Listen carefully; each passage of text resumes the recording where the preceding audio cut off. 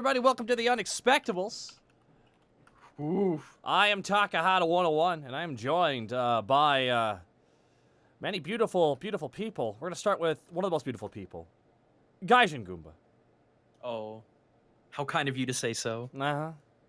How you doing, everyone? Gaijin Goomba here. I talk about the cultures and the animus and the games. You can go check out that content over on YouTube. Just look for Gaijin Goomba. I'm the only one. I made sure of that. However, since y'all are here for them tabletops, we announced it last week. I'll go ahead and re-announce it now. Zito and I, over on his channel, we're starting up some Magic the Gathering goofy deck building and fun times. Why the fuck does he pull all the artifacts when he doesn't play Why them? do you pull all the elementals that I want to play? Hey, do you want Chandra? It's gonna cost you an arm and a leg, my dude. That's fine. I got shit to throw at you. The only character I know is Nicopolas, and he's a dragon. That's all. Hate him. Sure, he needs to die What forever. about What about BFC, the big furry creature? I mean, What? you know, that's actually the big furry creature is actually a disgustingly overpowered card. That will never be legal.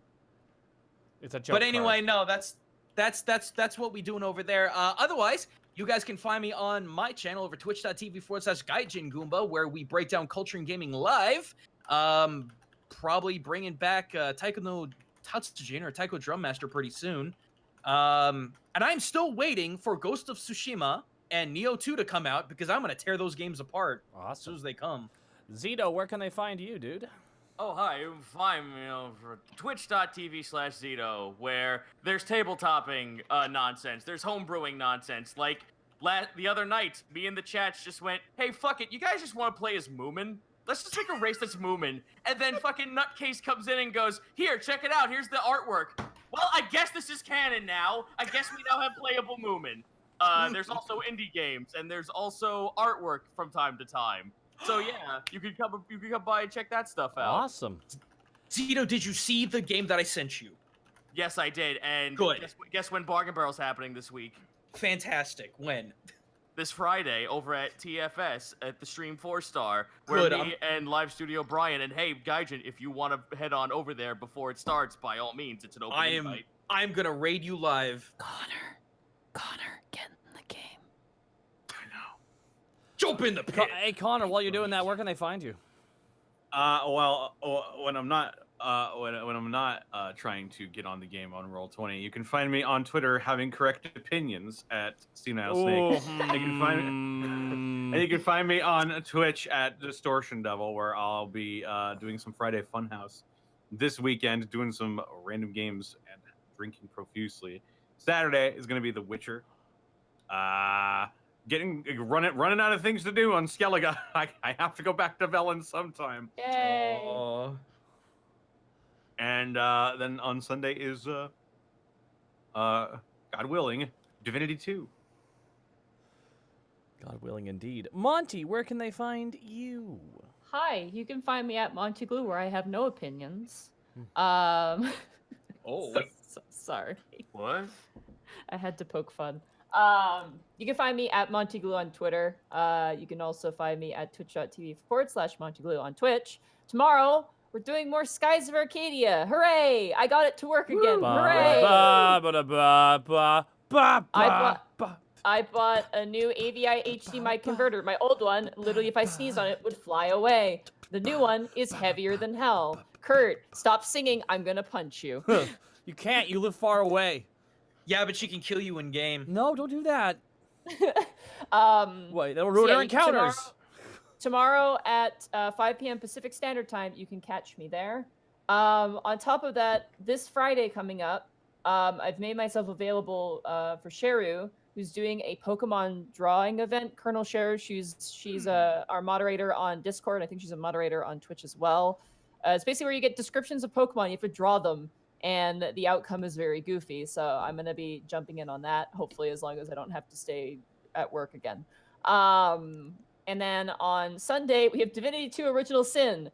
A lady with a gun showed up, and now everything's fucked. So that's basically where we left off in that. Oh, what happened with the giant sea creature? He ran away like a punk bitch. So No. That's the full definition there, the scientific, recording of that event.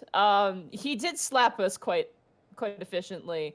We're now into fights that are very scary. So now things are gonna get more tricky. But yeah, you can catch us on Sundays at 2 p.m. Pacific Standard Time for that as well. Cool.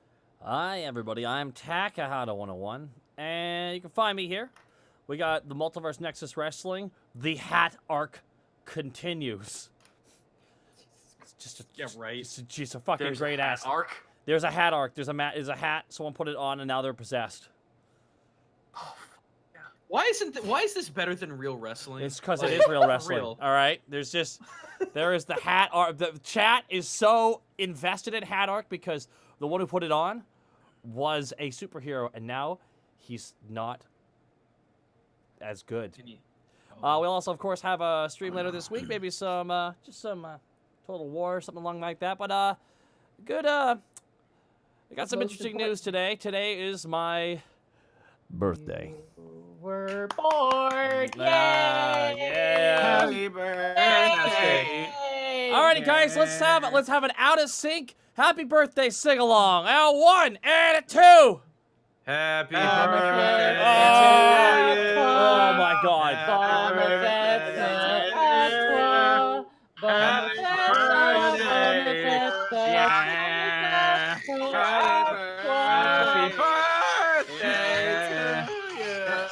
Happy birthday, yeah. What the hell is that sound?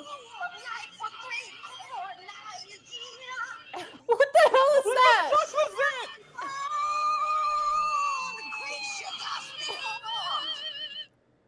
That was Jonah. Zach Wild singing you a happy birthday. Wow, that was wild. That was Jesus, I felt like I was the hells of the dam there for a second. that was I think guys, I mean this from the bottom of my heart. That was just terrible. That How was many people in sub? That's what I'm curious about. I think we've all aged a little bit from that performance. Y'all, from one person, y'all worse than my family. That's pretty good. Thank you guys so much for the birthday wishes. I got a lot of people I gotta thank now. Oh boy. Birthday punches. I'm gonna grab my Hold on, tea. birthday punches. Oh yeah. No. Ow! Ow! My knees! Ah! Perfect. Yeah, nice one. All right, Cherry on top. Little the Crow, Dragon 124, Letter D, 004, Warface, Zeus Moose, Treltor, Skeletor, Gino Kaze, 911, SKC, 1926-9, Lusumio 1 the Robot, Dazzle 123, Mugen 2116, Pieboy 4242, Coltrane 1995, Duke Scalaboons, Argent Lyall 13, and Hyro Gaddix. Thank you all for the subs. Seriously, 321G, thank you for 100 bits. Happy birthday. Thank you very much, Miss Master Monster 11 with 1,000 bits. For the Underground Smackdown, you guys will be laying down in the Underdark if you smell. Yeah. Master Monster with 1,000 bits. Thank you very much. I'm grabbing my tea. I will be a few seconds. Shadowy Sphinx with a 2,000 bits. I'm back from the hell that was Jury Day. Also, Zito, you tried either the mint chocolate chip or moon Oreos? I never heard of a moon Oreo, but the next What is this moon Oreo? What is a moon Oreo? What How is do I a moon? mine- It's an Oreo that see every trip to space, they put a couple boxes of Oreos in the back. Ah, I see. You know, no, It's the an reason is it's because an the ether actual mod for Minecraft. the centrifugal force of the moon actually shoots moon energy and imbues it into the Oreos. Makes it magic. Truly, Like- the richest element ever to be found on this planet. But truthfully, they are not actually eaten. They are crushed out and turned into a brand of Japanese Kit Kats, though. Ah. But which ones? You know, just the moon ones. Shadowy Sphinx with 2,000 bits. Thank you so much. Natalie Polly, 3,000 bits. Happy Birthmas! Oh, Natalie Polly with a 3,000 bits. Thank you so much. Snaps out for Natalie. I'm back. I don't know how to snap my fingers. Black. What? Wow. Fuck. Wow, we know who not to take. in Wow, the way to be apocalypse. insensitive, guys. What? Hey, No, hey, I'm no, freak, mutant. God, Play the X-Men theme for him. It just shows Zito about to do the badass Wolverine slash, but he just tries to snap and it doesn't work. Here, this is my mutant power. Man. I come at you aggressively like a fucking goose. I turn into a weregoose. That is my fucking like my X-Man Fuck, a power. weregoose would be terrifying. Big goose. Blackfoot Ferret with 9,001 bits, though. Holy shit, Blackfoot Ferret with over 9,000 bits. A light, polite golf claps for Blackfoot Ferret with the over 9,000 bits. Luke. Gotta curve the hand slightly. Exactly. Blackfoot Ferret, thank you so freaking much. Luke a lot with 5,000 bits. Congrats on existing, Taka. It's all right, you know? Wow. Luke a lot with a 5,000 bits. Thank you. Thank you so much. Oh. Dark Talon, thank you for the bits. ETM Cabrera with the 2,700 bits. Hey, all. Love the Unexpectables. We'll have to cash a VOD. Work drains, everything. Also, happy birthday. 2,700 bits. Thank you so much, ETM Cabrera. 1,100 bits from Viral Tech. The Beholder on the other side of the door will turn Borky into a barbarian meatloaf. Am I right, Monty? Oh my god. Oh, God. Oh my god. The Viral streams tech. are The colliding. cure is skin milk. Oh, what just happened? Oh. Whoa! There he is. Oh, there it is. Jesus Christ. What? We're gonna end this with that. Duh. Yeah, you have 3 more minutes. You're fine. You're fine, man. Master Monster 11, thank you for the 1,000 bits. Happy birthday, Taka. High probate. Master Monster, thank you so much for the 1,000 bits. It's a happy birthday. It is. Gamaliel with the 500 bits. I'm in Vancouver still from LTX this past week. Anything I absolutely must do while on my last day tomorrow. If you've not been to Japadog, go to Japadog, Gamaliel. Go to Japadog. It's a Japanese hot dog place. Ooh. I want to go.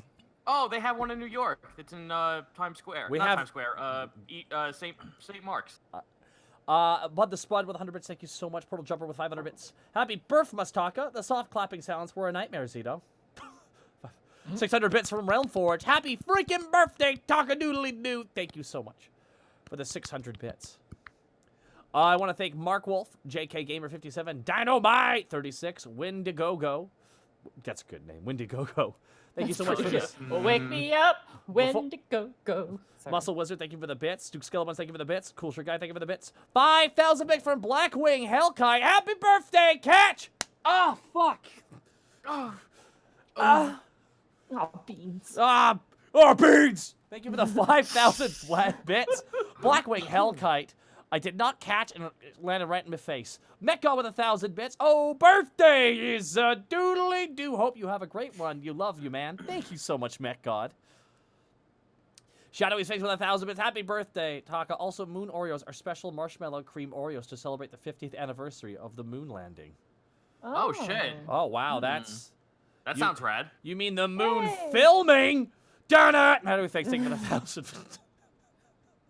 Imagine if that's all you had to focus on was conspiracy. Anyways, moving on. 1,000 bits. That's for my stand-up bit. Arter Tread Baron, thank you lightly. for the 100 bits. Avriana, thank you so much for the sub. Sword Cooper with the 500 bits.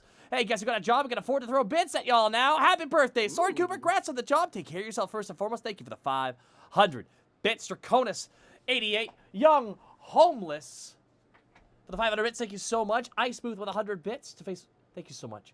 Portal Jumper, Kemp for 97, thank you so much. The Cannon Fodder with 900 bits. Happy birthday, Taka! Thank you so much for the 900 bits. The Cannon Fodder Maverick, the Warlock, thank you for the bits. Script Daddy, oh Daddy, thanks to Probate for scaring the shit out of my cat with that one. 500 bits. Lanny Pator with a raid. Thank you so much, Lanny Pator for the raid. Lanny. Hi, Lanny. Bobani. Just Neelon with 500 bits. Go Taka, it's your birthday. It's your birthday. Go Taka, go where? Do you want me to go away? All right. Cosmosis45, thank you for the bits as well. And finally, rounding us out. Okay. Some dork. Like I saw your head turn into a skeleton for that laugh. Like I just saw your jaw rattle. I have to thank Robonaga Yari for the not one, not 2, not 20, not 50, but Promonaga with 100,000 bits. That's $1,000. And it's Happy birthday, dude. Don't tell him how the sausage is made. Or stuff. All right. Hey, it's like yen though. I got it like real fast. It is. It is. Yeah. Probate. Seriously, from all of us, just to you, man. Thank you so much. That is an incredibly kind thing to do. I don't know what to say. Aside from, I'm going to be sending you a personal message after this as a thank you. But thank you so much, Probate, for the 100,000 bits and Newt's out for the Bit Boss. All right. Let's go. 1 second. I'm scared. Excuse me. All right, I'm just dying. Don't worry. Oh, we have stream tomorrow. All right. When last we left our heroes, Sporky the Orc Barbarian, Panic the Tiefling Bard, Task the Kobold Ranger, and Greckles the Kenku Rogue, the party left the haven of the Great Bioshroom and its deep gnome inhabitants to descend on Dragonfly back to the entrance of the Gauntlet. Left at the yawning entrance of the cave Gauntlet cavern, the party readied themselves to make their harsh journey to the mysterious Undersun. Walking through the tight corridors, the party entered a series of caverns. Scouting ahead, the party had to pick a path. An Underdark giant to the north, a spider surprise to the northeast, and some bullets to the west. Alerting the bullets' fate made its choice. After some crunching-munching combat, the party emerged victorious. Taking a short rest, Task and Greckles examined their surroundings, discovering some small laser marks in the stone. As the party's rest comes to an end, and the howls of the cavern crescendo throughout the tunnels, we return to the party. So you guys have completed your short rest. And this was just the beginning. Bum, bum, bum, bum, bum. I always imagine that when we have a rest. All right, we got a corridor. I can barely see in here, so who wants to take the beak? Well, I guess that's me. The hummingbird's out of the question. I can't use it again. Oh, Zito, you're really far away from your microphone? Hello, it is me. Yeah, there you go. Sorry about that. Going to use the last 10 minutes of my short rest to recast Ritual Detect Magic. Okay. Can you actually click that spell for me so I can just see what it picks up? I think it's anything magical, correct? For the duration, you sense the presence of magic within 30 feet of you. If you sense magic in this way, you can use your reaction, or you can use your action to see a faint aura around any visible creature or object in the area that bears magic. You also learn its school. It can penetrate barriers, but not 1 foot of stone, 1 inch of metal, a sheet of lead, or 3 feet of wood or dirt. Okay, so it doesn't work through walls, and it doesn't. Okay. So I just want that'd definitely be blocked by these. Yeah, I was gonna say that's pretty scary if you could go through walls. All right. Yeah, you detect no magic from where you are, besides what is on your party. The various like Ronfall is just oozing magic, as well as obviously Task's bow and Greckles. Just Greckles in general. He's just glowing with raw energy. Borky would like to perceive his spiritual aura. Okay. I'm joking. Don't. All right, Task, if you take point, I can watch your back. Oh boy. Here I go stealth it again. Okay. Group stealth check for everybody. Hell yeah. Oh, no. Let's see. 14. 11. 22. 16. Not bad. All right, guys. Not Okay. bad. Round of applause, guys. Round of applause. That was nice. That was nice. That was nice. Average. I couldn't That was find my applause, dice. of course. I moved my dice when I cleaned my desk and I couldn't find them. Sorry. What? All right. So Oh, What? no. what? 14, 11, 22, and 16. Not bad. Mm. Task, as you move forward, about here or so. Oh, okay. Move you guys up this way. I would like you in the front to make a perception check. This is based on hearing. Oh boy. Get them big ears going. Yeah! Let me just meerkat my way into the situation. 25, nat 20. Oh! Very, very nice. Mm. You hear laughing, like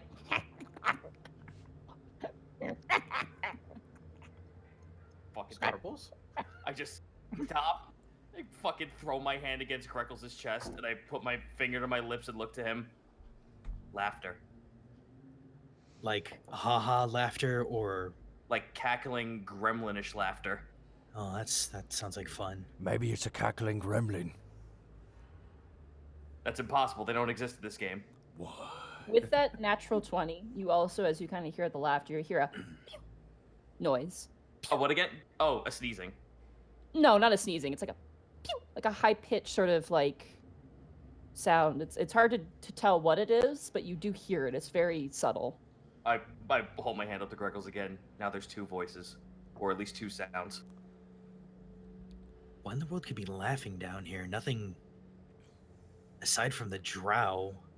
Nothing seems like it would be laughing. Well, keep your weapons out. We don't know what's going on. Maybe you had to be there for it. I'm gonna press forward with stealth. Okay.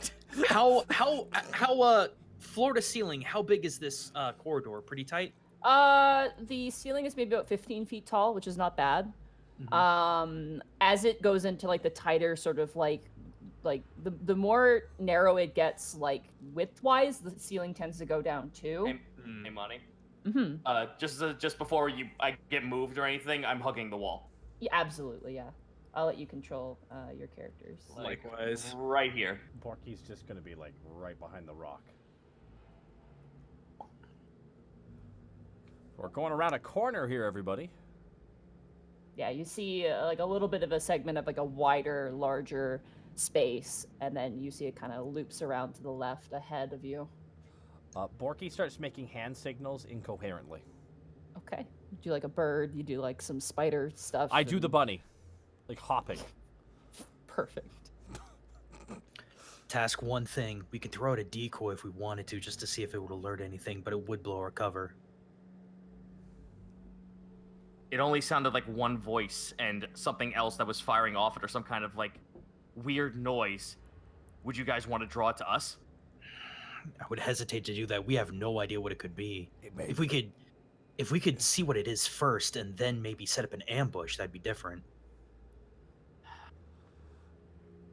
Borky, what were you saying? I was just saying Tash should look around the corner because he's tiny. That's also true. Barbarian logic. All right, I will stealth to look what's around the corner and then get back to tell them what's going on. Tash. All right, Task. roll a stealth check with advantage because you guys previously did a really you passed on your stealth roll, so just do it with advantage this time. Here I go. 17 both ways. Okay. Okay. So you move on ahead, Yep. and you want to peek around the corner. Yep. So you have to move right there. Oh no, that's exposure. So you can die from too much of that. As you look around the corner, you see a small, lumpy avocado-looking thing. You see it has these almost like snail eye stalks coming out of its head, and this sort of lumpy lizard-like body, and you see it shooting lasers. Tiny little lasers at some petrified bodies. And each time it shoots a little laser, it knocks off a finger. It's like... Do I know what that is, considering what I saw at the bar? Yeah, you would. That is a gazer. I'm gonna just go ahead and head on back. Task looks like he looks like he's about to have a heart attack. Oh my god, how giant and scary is it? Gazer. It must be enormous. Do any of you know?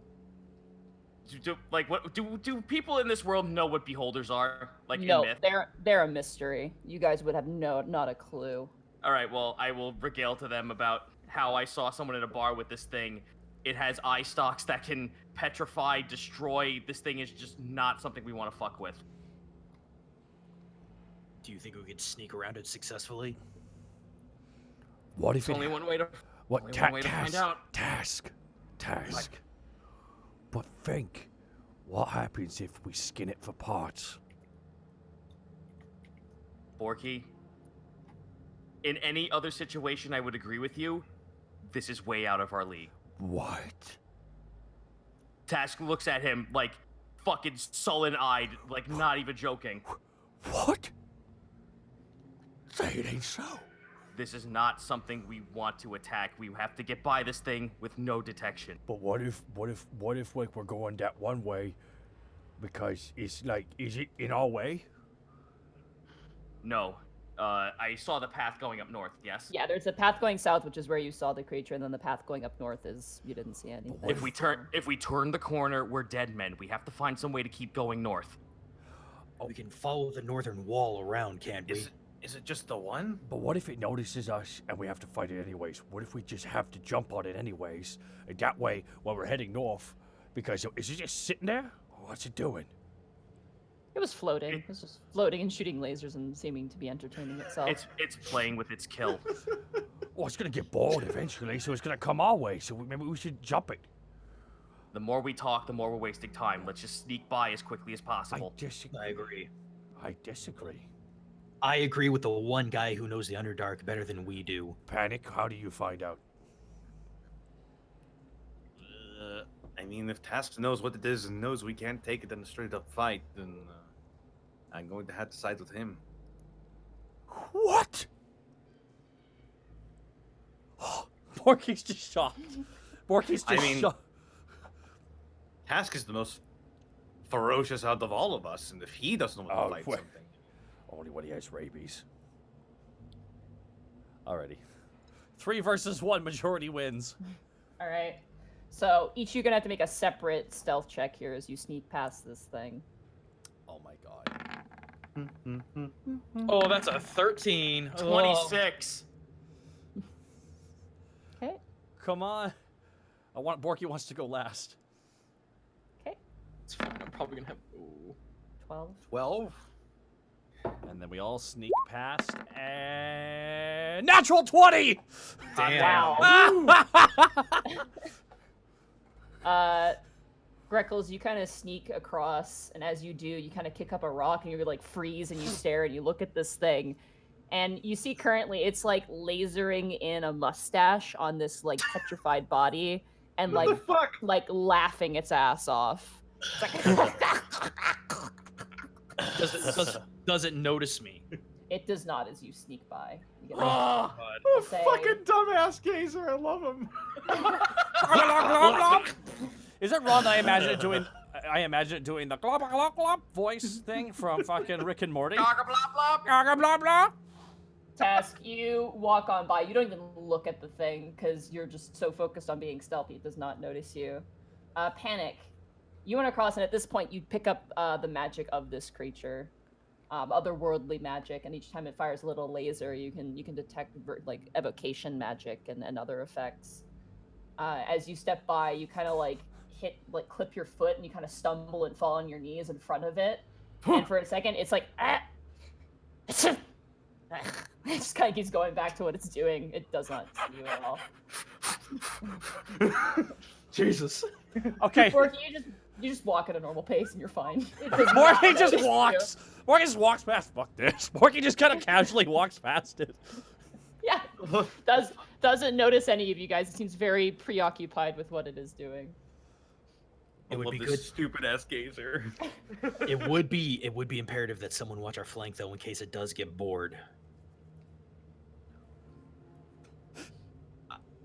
Get Borky.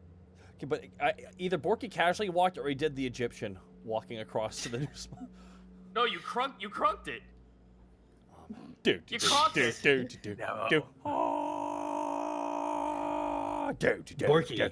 Borky. Yeah. All things considered, you seem to be raring to beat this thing into a pulp if it does attack. Can we trust you to break that first blow? Those bullets slap my shit. I'm angry.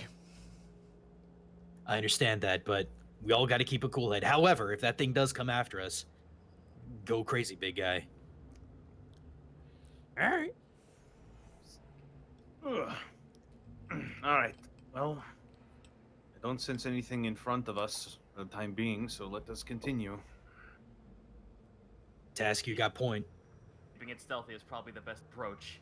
If worse comes to worse, then we fight. I'm gonna move ahead. Okay. As you move ahead, you see something moving ahead of you. Whoop! Down on all fours. White silken pouches. Oh.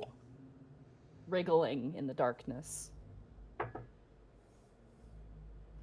Okay, I'm gonna step on back.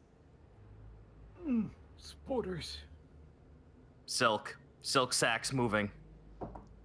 Egg sacs? Something of that nature. Or prey. Prey is not our concern. I have to agree with this kind of hostile environment. Yeah, I think we have to be looking out for numero uno down here. Did you see a way around or anything, Task? I saw a lip that leads to the right, but I didn't get a good look. This is a very big corridor from what I saw.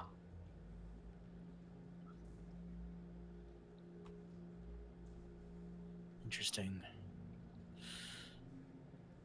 The only thing we could possibly do at this point is just sneak by, and if worse comes to worse, we have to fight.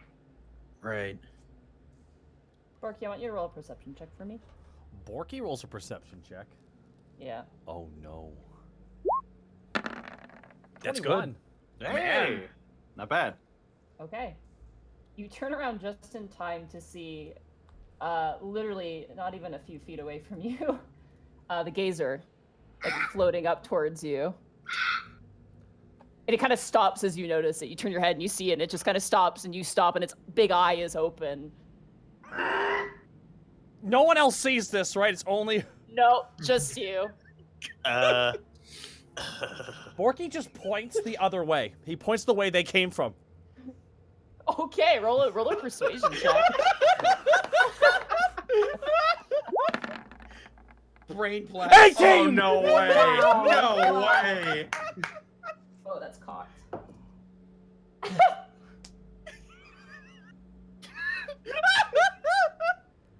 After you. It kind of lowers one of the eye stalks. You could tell it was kind of pointing towards you. It kind of floats away. Just kind of zooms away. I love this guy so much! What a fucking dumbass! I love this guy!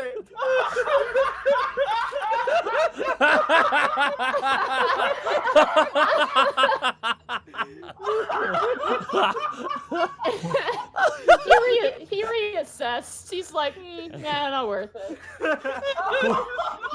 Go that way! We're busy! Okay.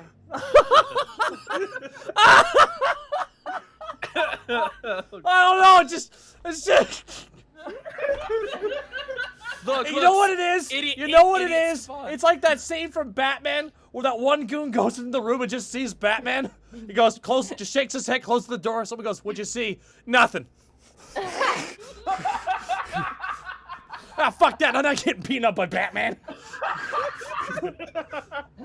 Ah, my sides hurt, actually. That was... My fucking face is on fire. I love lesser aberrations. Tiny shitty beholder. Borky, and Borky says nothing. Borky's not going to tell them what just happened. Nothing happened. Did I hear something? Yeah, What was that? Yeah, don't worry about it. He's fine. Taken care of. Okay. Task, as you move there, I want you to roll another perception check for me. Can do. Oh, my fucking eyes are watering. I know. Did my roll go? Oh, there it goes. There it goes. Oh! Damn, that one. I'm gonna You screen cap are- that. You are so fixated on like these what you now realize are like cocoons of some kind, that you're just like, that's what you're focused on. They're moving. You're not sure if they're going to hatch. It's kind of concerning, to say the least. That's a nat 1 for everyone on the podcast, by the way. Yeah, I did say nat 1. Oh, you did? Oh, shit. And there's a natural 20 on the other side, which Which hurts, sucks. man. Oh, well. That hurts. So I just wave everyone to get on up this way. Better than the double nat 1. Borky creeps up beside Schmeckles the Greckles.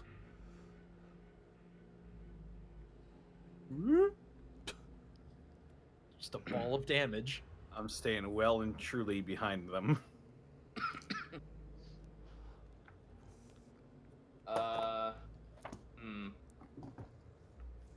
All right. I guess we roll stealth at this point. Yes. Sure. Here we go. Oh, 19.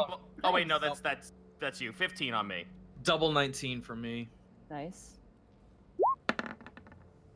5. Oh.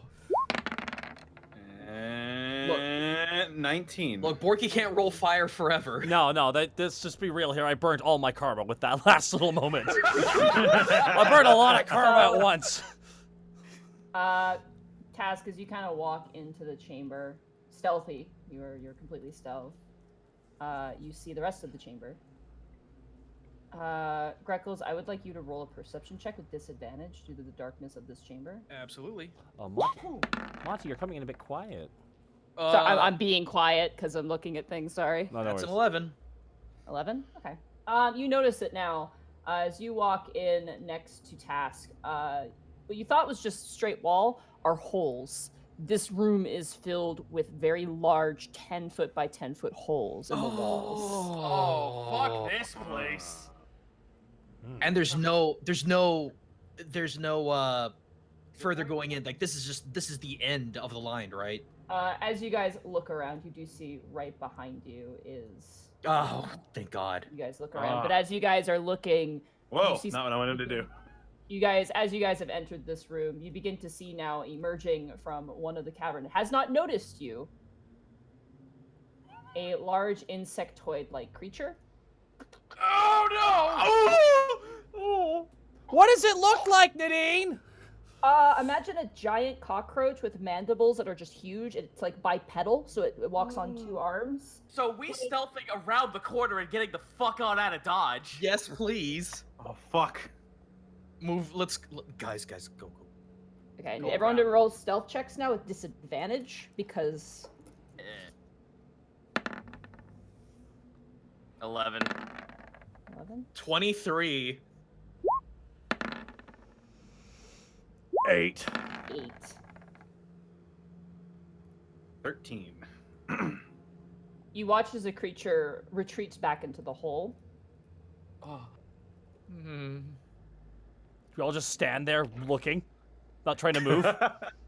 Freezing in different poses. Welcome to the most extreme game of red light, green light.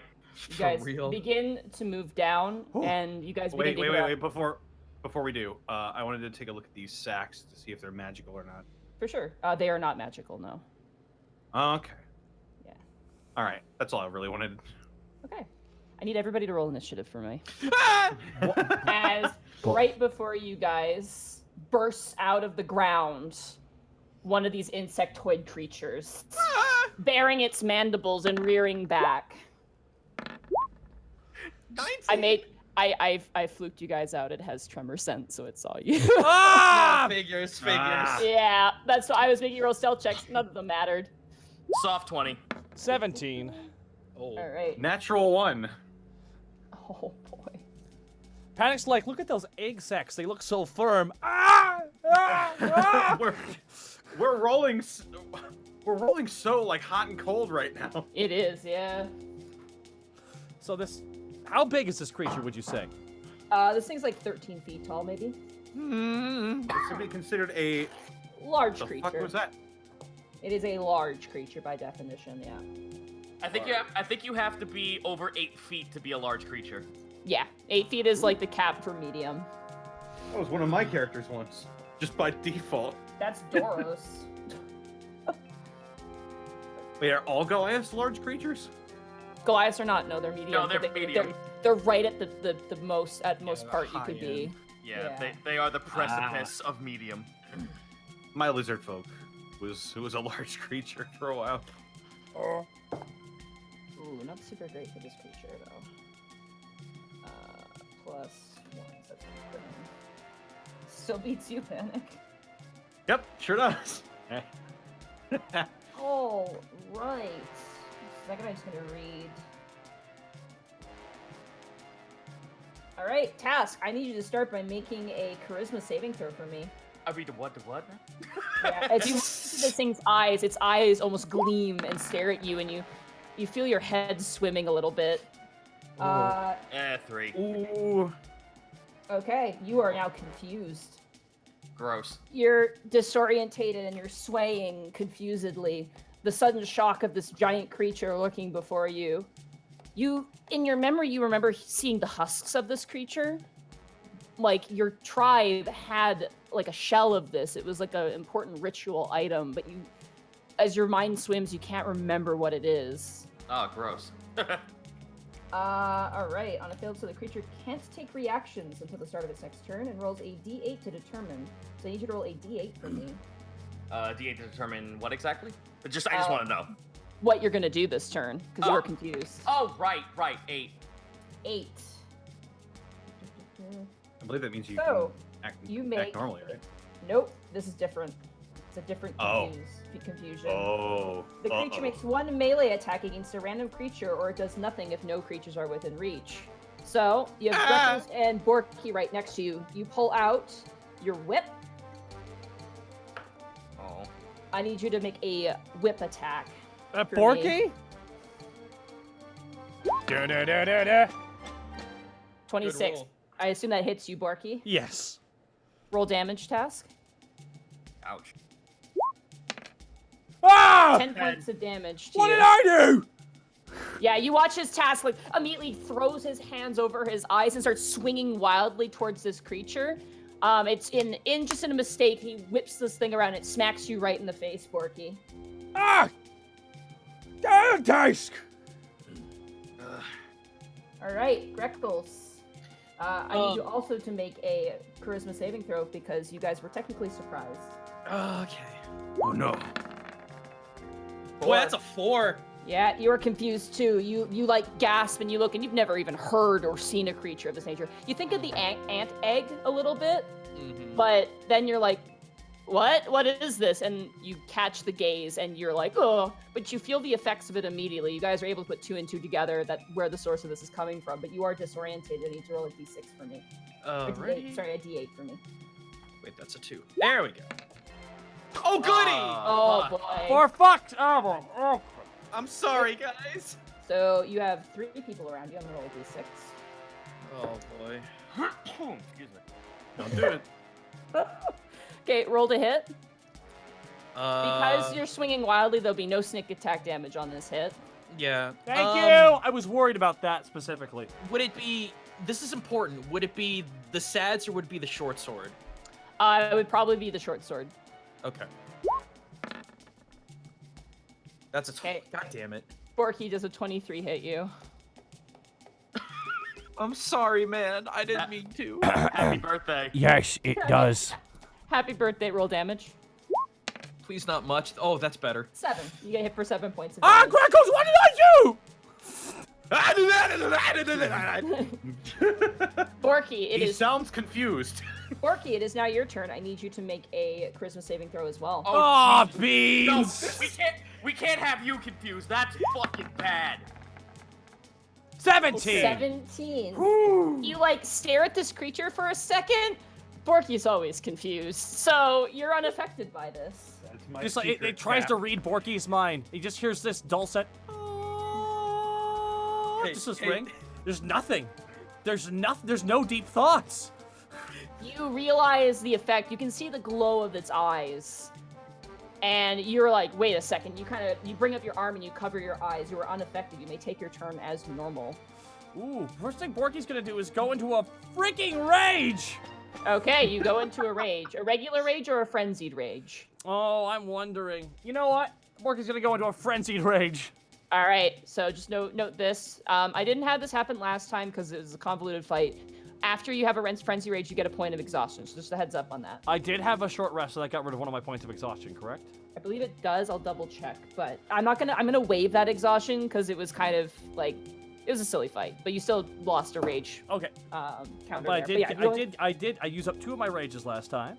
I had got 1 rage back from my short rest. Okay. So yeah, now is your. Let me just double check that real fast. Yeah, let's just double check. Yeah, we got rage mechanics. Hey, rage mechanics. Yeah. I got the madness. I got cabin fever. Oh god. We've got Underdark. It's long rest. You don't get them back on a short rest. Only on a long rest. So man, all right, I'm gonna go through one of my. So that takes your bonus action to do. So now you have 2 attacks, but the following turns you make 3 attacks using your bonus action. Alrighty, that's the science of anger, everybody. All right, great. Now, as you cover your eyes, you have to roll with disadvantage. But it's really big. It is. So. Can I peek at its Hopefully feet hit and it. know where its feet are? Okay. Borky swings his great axe, 13.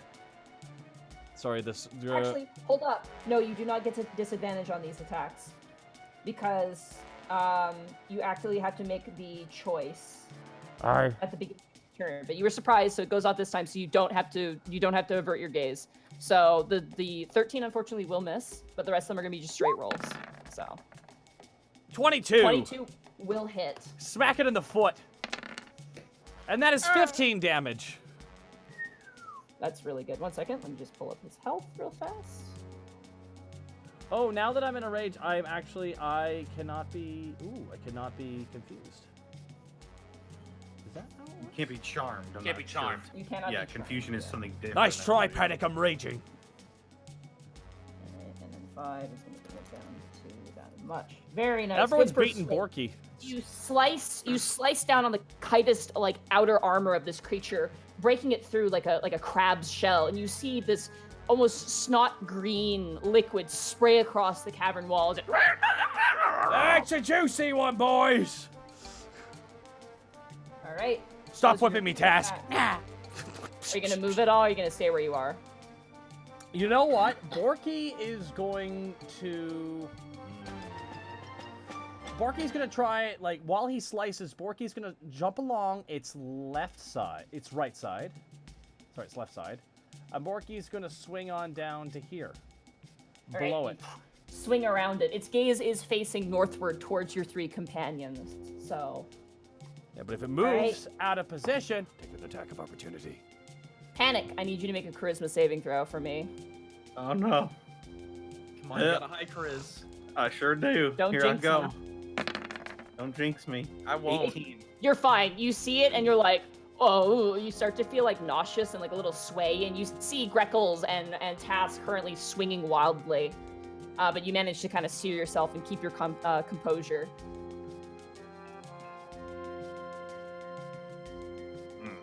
Quick, get rid of the orb of confusion. Turn it off. I recognize that they're under some sort of. They're under some sort of effect, yeah, you can tell. And as this thing, you see its eyes, your detect magic actually makes a sort of fog around its eyes. You can tell this is some sort of magical influence or magical affliction. I'll just shout, "Don't look into its eyes." Dr. Bill What the Greckles. hell? There's Task. What the fuck is wrong with him?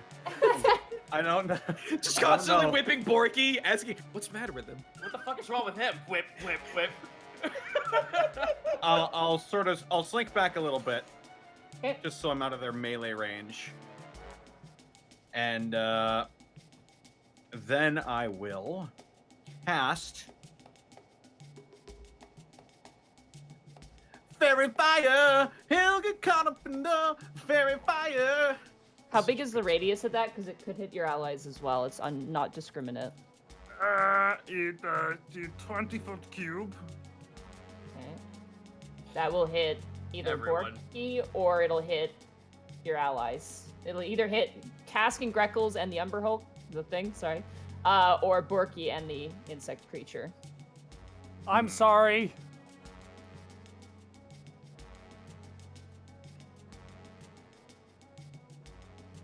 The tension is palpable.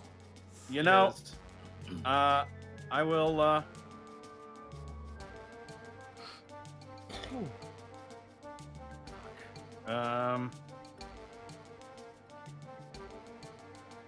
Fair Fire is great, but that's the one downside to it, is that it hits everyone. Task is all like, whoop this little bitch in the face. I mean, it's a dex save, isn't it? It is a dex save. I'll have it hit both. I'll have it hit both Greckles and Task along with the thing. Need All you right, guys to make dexterity saving throws for me. Dexterity saving throws. I have an 8 to this. Please, for the love of God. 17. You both 23. pass. Oof, good gamble. The creature rolled a 7, Nope. so it is now afflicted with Fairy Fire. All right. I'll maintain concentration on that.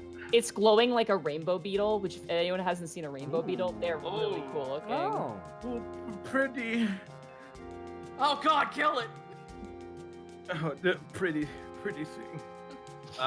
Ooh, pretty bug. And pretty bug. And what do I do now? God. I will use a bonus action to use use of Bardic Inspiration to activate Mantle of Inspiration. Okay. Everyone Now gets... each of you gain God damn it. 8 temporary hit points, and you can use your reaction to move up to your speed without taking opportunity attacks. Can we do that while confused? Yeah. Yep. Yeah. It's You're not on your turn, so. You're not afflicted with confusion. You are just confused upon looking at this creature. Oh, okay. Well, I want to be a range boy, so I'm heading back over this way. I'm actually going to keep my reaction. Alrighty. All right. Despite rolling a natural 1, because I went back and relooked, the Insectoid Creature goes next, because it got a 4 on it in its initiative. So what's the most dexterous thing? Okay. It is going to... Now the question is, does it want to deal with Borky or does it want to deal with a more juicy target? I'm gonna roll an intelligence Borky's check got for the this thing. juice. Oh, that's why I kept my reaction. It is gonna go for you, Borky. No. Okay, I'm raging, so it's all fine. Dandy. It swings with one giant claw. Jesus Christ. That's gonna be a 24 to hit you. Oh, it hits. Oh, well. 6 points of slashing damage, cut down in half to 3. Yay. That's more like it. It swings down again with another claw attack. That's a natural 1. Oh, what Shit. happens? I'm gonna roll severity on this. It drops its claw. It misses, but its gaze is now turned northward towards Borky, so it is no longer looking at everyone up to the north there. So its butt is exposed. And it's gonna go for a Mandible Attack as its final attack, as it brings down these large, big, like pincerous mandibles, almost like the Pokemon Pinsir. Ooh. Oh. It goes for your shoulders. That's cocked. What? That's a natural 20. Ah! I Wow. activate as a reaction. Negate attack. I activate the ability. Okay, what? I had it written down. Where is it? Storm King's Call. Western Sky. Sword Western King- Skies Howl. Western Skies Howl. You are correct. I Thank you. activate Western Skies Howl. Just a reroll. That is going to be a 17. Yeah, I'll take that instead of a natural 20. That's probably gonna be better, especially for this attack. I don't care that it gets cut down in half. I can only imagine what a You nat. take 18 points of damage, Ooh. cut in half to 9. That would have really hurt as a crit. Yeah, I was gonna say. 9 points of damage there for you. That ends the creature's turn. I'm just gonna decide what it's gonna do with its movement action. I always imagine that essentially what happens is Borky just like he moves side to side so quickly you see two Borkies.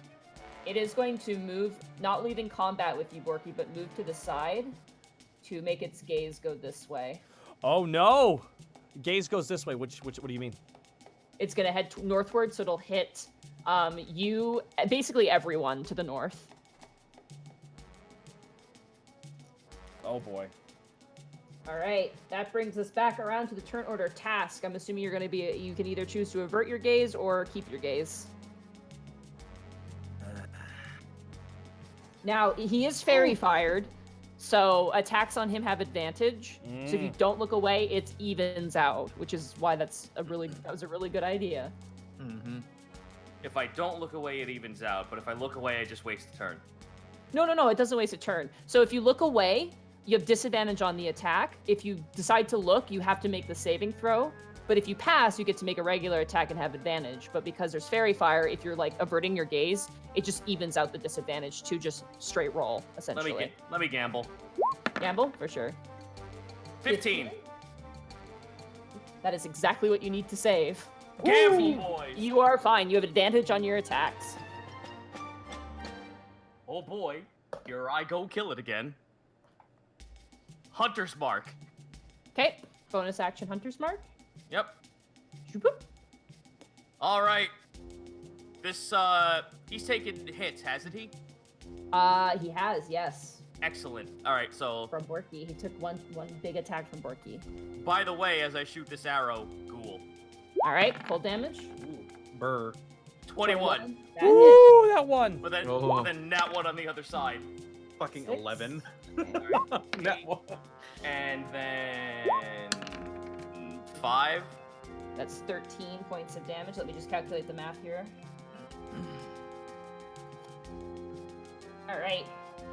That's your first shot. It strikes into the creature's shoulder. It kind of buckles at the impact. And you watch as a giant shard of ice just forms on its center and then explodes. And the creature kind of reaches up with its claw and scrapes away the ice, the chunks of ice, leaving almost frozen greenish blue blood that's kind of onto the ground. Oh, here, let me close that up for you. 29. 29. Oh. Damn. Another Roll nat damage. one. Another nat 1 on the side. Ghoul. 7. All right, cold damage to it. Very nice. You strike again, hitting it in the other shoulder this time. Does Hunter's Mark work twice? No, or it only procs once. Yeah, Right. Fair enough. yeah. And Colossus Slayer only procs once. It's once per your turn. Cool. Right on. All right. It staggers back. It looks very angry as it's kind of staring right at you, but you're kind of shaking off the effects. As you're looking at it, you feel like tinnitus in your ears, like a sharp, piercing tinnitus, like your brain is screaming. Ah, motherfucker. You managed to hold yourself together. Oh, snap, that- me too. Brings us around to Greckles. All right, so Are you going to Greckles- look at it or are you going to avert your gaze? Greckles is going to avert his gaze, following the wall to the side, kind of like a speedwalk who doesn't want to be noticed with the hand up, like no. Peripheral Yeah, vision, yeah, peripheral yeah. vision. Hey For man, sure. you want to buy my CD? Don't walk away from me. Buy my CD.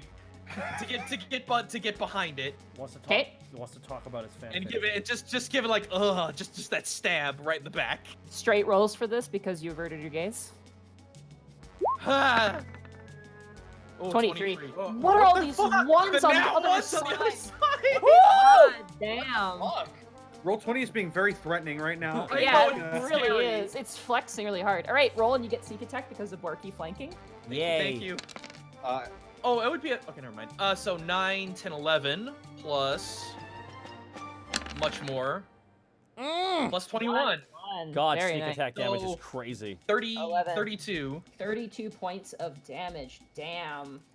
And then I will offhand swing Okay. as my bonus action. This is just regular, everything is flat. Heop. So that is big It's old gonna 10. miss. That's Oh, gonna miss. with advantage.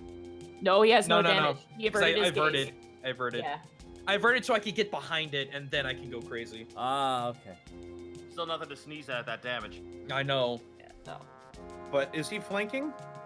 Would a 12 make a difference? It's not gonna make a difference. This thing Okay. is very Alright. well Now, armored. Now with a carapace that big. Yeah, it's got a really heavy carapace to it. All right, that ends your turn, Greckles. Mm-hmm. Borky, it is now your turn. Do you avert your gaze or do you stare at it? Borky stares. Well, Borky stares at. Okay, so if Borky looks away, he doesn't hit with advantage. He just hits normally.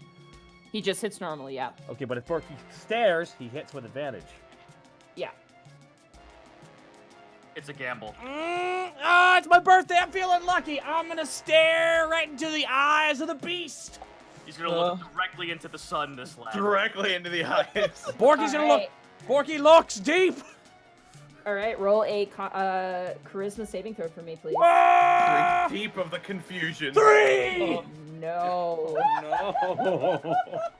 You're feeling really confident, Borky. You stare into it, and you just hear, like, you hear 3 voices in your brain. You hear Gripples, Ronfault, and Bright all arguing, and now there's a 4th voice, which is just like, it literally sounds like it's that dwarf from the underwater crab, the tutorial dwarf yelling things. It's all 4 of those voices in this big blender of a sound. I need you to roll a d8 for me. Ow, my brain! Blood just starts pouring out of Borky's ears. Ah, that's better. That is a 3. A 3. You literally, like, all this noise, you kind of, like, your arms go slack. You're still holding on to Ronfault, and you watch Greckles as you peer behind the creature. You just see Borky's head thrown back and just, like, drool kind of rolling down his face. Just You right. do nothing. That's You do good nothing old- on your turn. that's good Oh old no, Borky. I gambled and I failed. I apologize. Remember what Dad said, gambling is a loser's game. No, it's... That's Taka, buy more lotto tickets. No, no. It's gone full turkey. All right, Panic, it is now your turn. All right. Do you look or do you avert? I avert my gaze. Okay. I don't need to be looking at him for this. I look at the heel of my shoe and I say, you know, I've been scraping your kind off of the bottom of my boot for years. What makes you any different? I will vicious mockery him. Okay. He needs to make a wisdom saving throw. Saving throw. That is a 14. He fails. All right, so 5 points. He Takes has 5 disadvantage. psychic damage, and he has disadvantage on his next attack. All right, mark that there. Keep that in mind for his turn, just because I'll probably need a reminder. All right. Good MIB reference, by the way. It is now the creature's turn. Task and Panic. You hear a sound next to you. Oh, for fuck. As you watch part of the stone wall burst out and a second creature burst out of the wall. You heard it coming, but it's now there. It is going to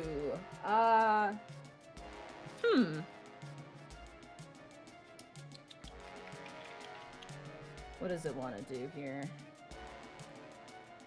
I'm just gonna try and grab you, Panic.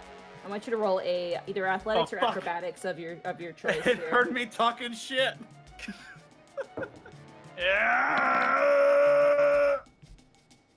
17. 17. He got a 16. Oh. It like goes to grab you. It grabs you by like the arm, but you slip out of your jacket, and it kind of like throws it down to the ground and like spits. It makes this horrendous bug like screech as its mandibles swing back. That ends its turn.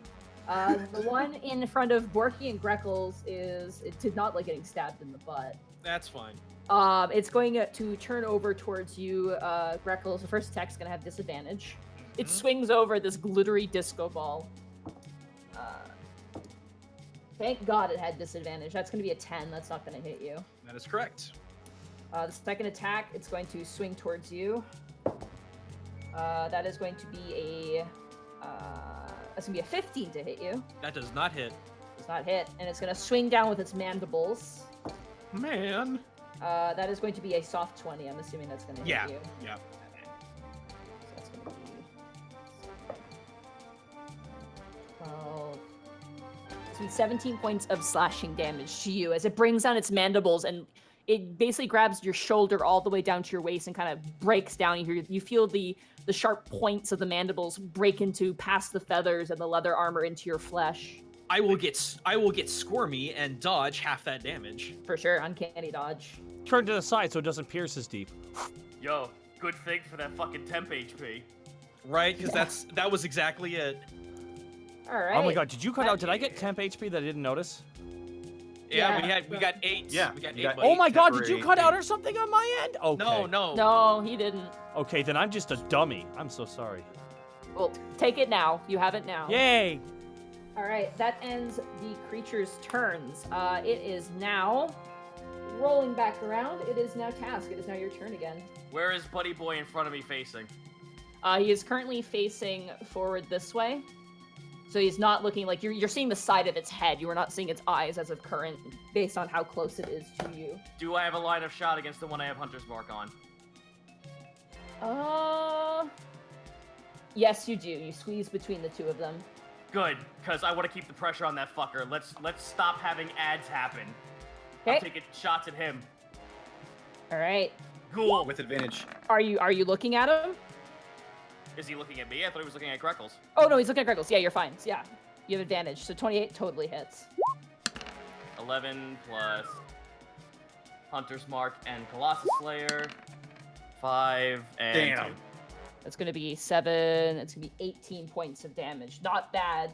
As this thing is bearing down on you, Greckles, it's reaching up with its claw. As it bears up with its claw, you see an arrow streak right through the palm of this thing's hand, and it leans over and grabs as it's dripping out this gross, disgusting bug liquid out of its And- palm.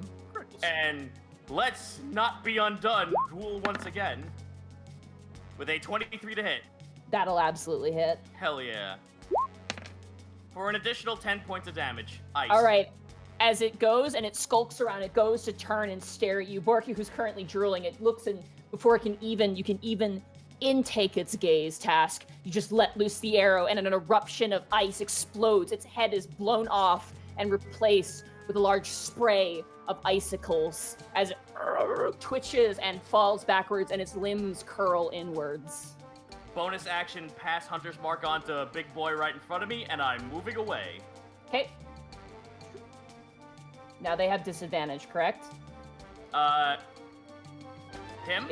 It gets a reaction to make an attack on you. He wasn't. As it notices you running away. They have disadvantage on me because of Escape the Horde. Okay, it's gonna use a claw attack on this. 12. That's still gonna be a soft 20 to hit you, unfortunately. Ouch. Yeah, that hit. Alright. It gets your Achilles heel. It's gonna be 8 points of slashing damage. As you're running, you feel your tail get like just cut on the back. It's like a cartoon. It's like duck. It looks like it's gone, but it's tucked underneath my legs thanks to the armor. Alright. And that ends your turn there. Yep, that's it for me. Greckles, it is now your turn. What way is the new insectoid facing? It is facing forward like this. Uh-huh. It currently looks like it's more like it's kind of got this sort of gaze this way. Obviously, you can't see past the stone, but it's looking at Panic and in this general forward. Let's see vicinity. here. 40. I can do it. All right, so... I'm just going to point this out, too, for people watching at home. These monsters are very vaguely described on how this ability works, so I'm just kind of doing what I think feels right. So if anyone gets upset, like, it's not very well explained in the book. Don't be upset. He makes spaghetti. Yeah, exactly. So this thing is currently not paying attention to me at all. And it's straightforward. You see it as it turns, it's looking towards where Task had just run off to. It tried to grab him and just barely missed. Greckles will bonus action dash alongside the wall and then just give it a good old stab right in the face and then book it as soon as that's complete. All right, so just a straight roll. This thing does not have fairy fire on it. That is correct. Let me get the good old sads. Stab, sad, sab. That's 27. That will hit, and you do have an ally flanking him, so you do get sneak attack as well. All right, so that's 13 plus an additional 15. Ooh, nice. That's a good, solid amount of damage there. And then Greckles, with the rest of his dash movement, will move behind one of the protrusions, going back into the same tunnel as Borky is in order to basically cut off its potential gaze. Okay. So that was a run and stab and done.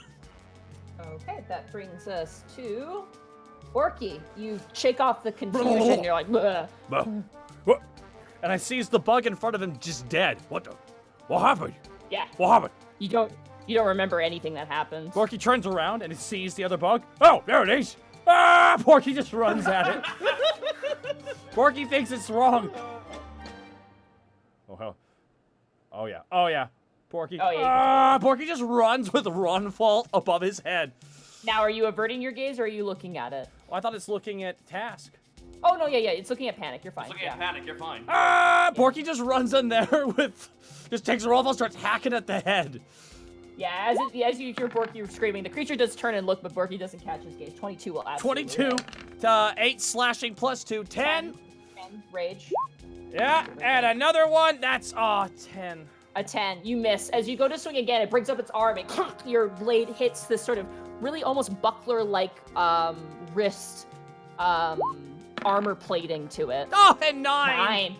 You swing again, and it like does the kung fu thing where it catches the blade between the two hands and kind of just shoves the blade away. Borky, right when it catches the blade, Borky says, "Massacre."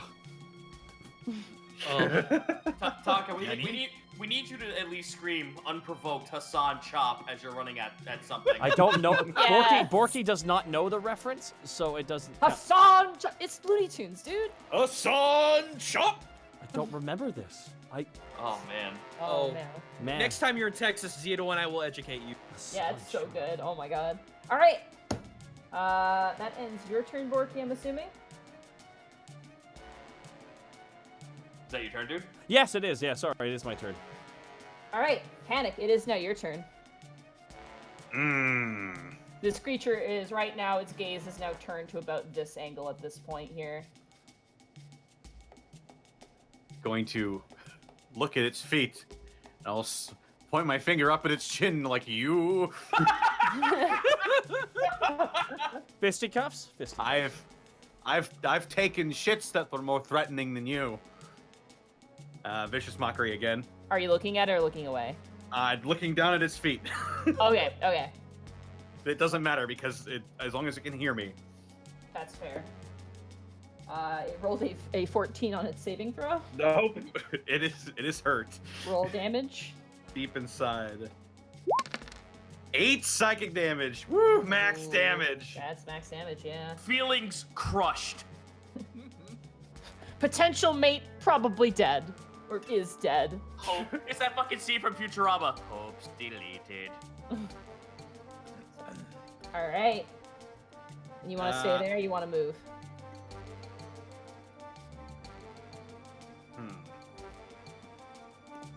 Gonna move. Come good.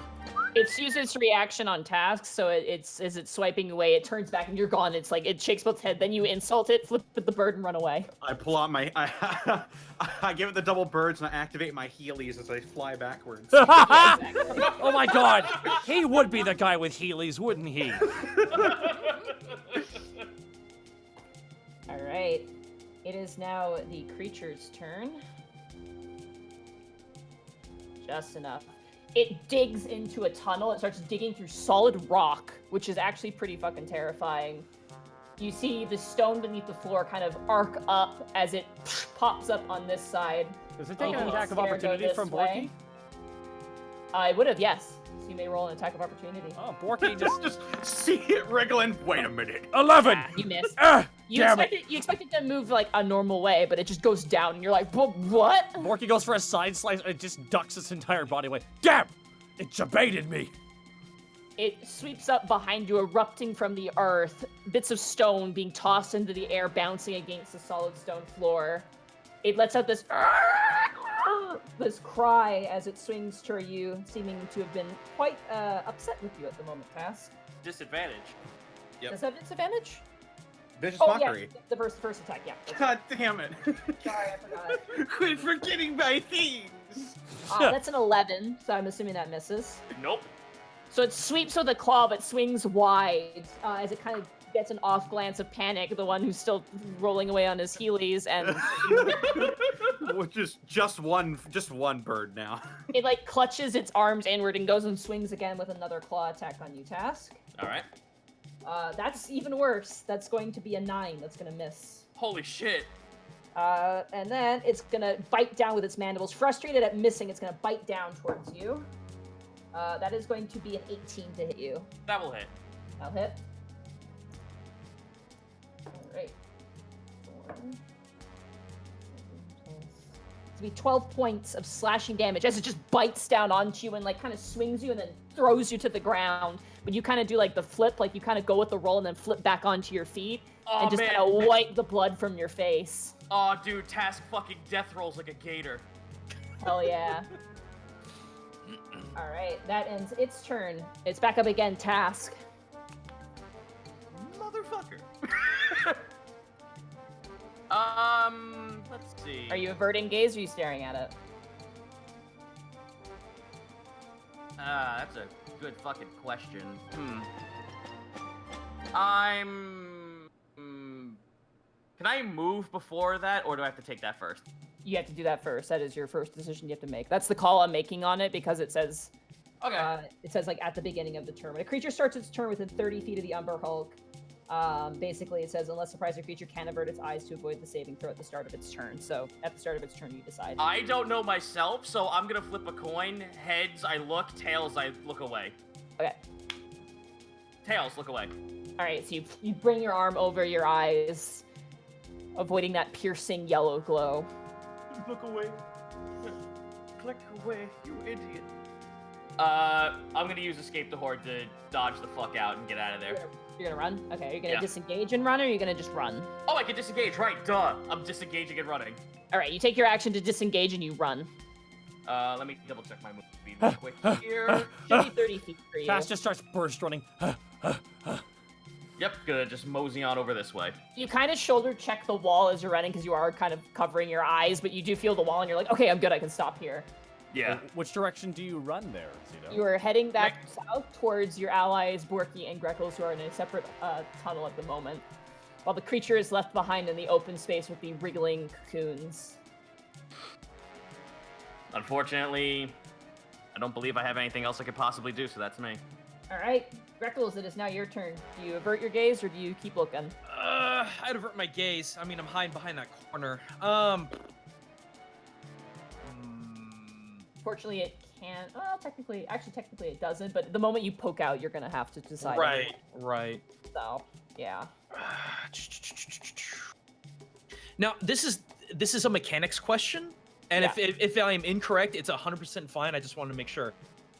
Could I avert my eyes to get far enough away? Like, if I was to go up, like to go up? No, you are doing that. That is your turn essentially. You're covering your eyes for the turn.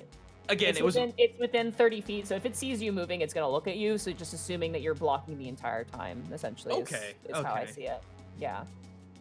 Right. So let's see here. Fudge. What can we do? I know what I can do. 1 second. I have me a plan. Okay.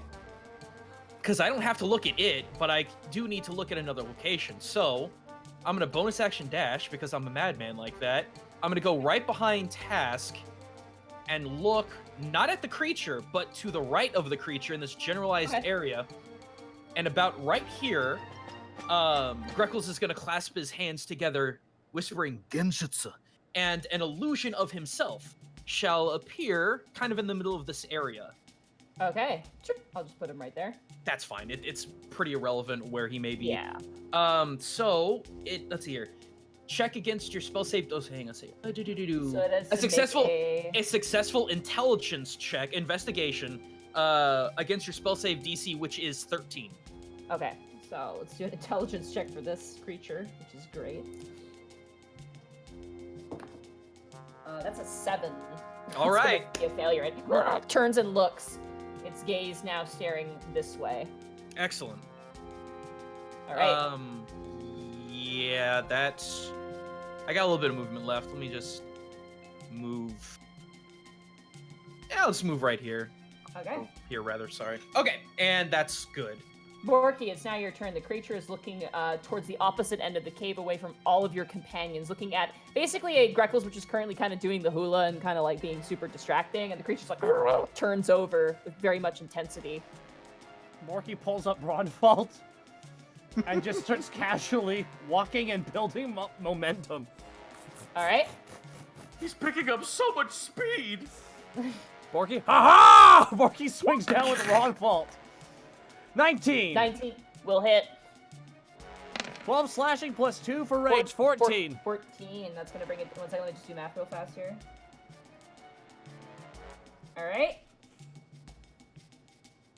You swing at it, and it rears its head back, kind of distracted from the illusion. 20. Yeah, go right ahead. At 23. 13 plus 2, 15. 15 points of damage. 1 second. Let me just apply math here real fast. All right, and then that's gonna bring it to.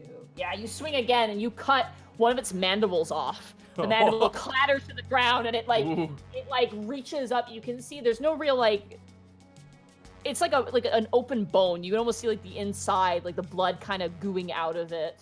You can see the marrow. Yeah, it's real nasty looking. As Dan Abnett writes constantly in his books in Warhammer, the dripping ichor.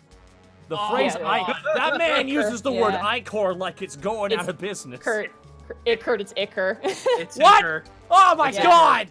I have been wrong my entire life! Dude, no, talk it. Listen, it's Warhammer 40k, so it has to be dressed up. So for all you know, you're saying it the right way. Oh, Feth! Yeah. Okay. I was gonna say, it's not as bad as me thinking that This Is So Sad Alexa played Dispatchio, which was not, it's Despacito, which was incorrect. I confessed that on my stream yesterday, so there you go. Anyway. And third slash! 10. 10. No, unfortunately, as it swings, it actually blocks the blow. It knocks your sword back with the secondary mandibles. It's clutching the one that's currently missing from the side of its face now in agony. It is now reassessed its gaze towards Borky, but that distraction was very good because that was a lot of good blows on him. Alrighty, that brings us to Panic. It is now your turn. Tell us more about Dispatula. Dispatchio. Gazpacho? When Dispatchio NPC? I don't know. Oh my god. The new Gripples has been born. If I were to go here, just to the left of it, I wouldn't get flanking on it, correct? No, you would not. No. I'd have to be like there. You'd have to be there, yeah.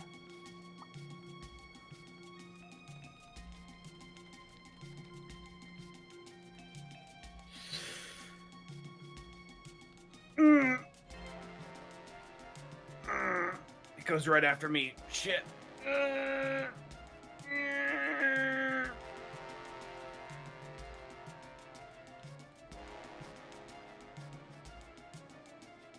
Fuck it. I'm just gonna.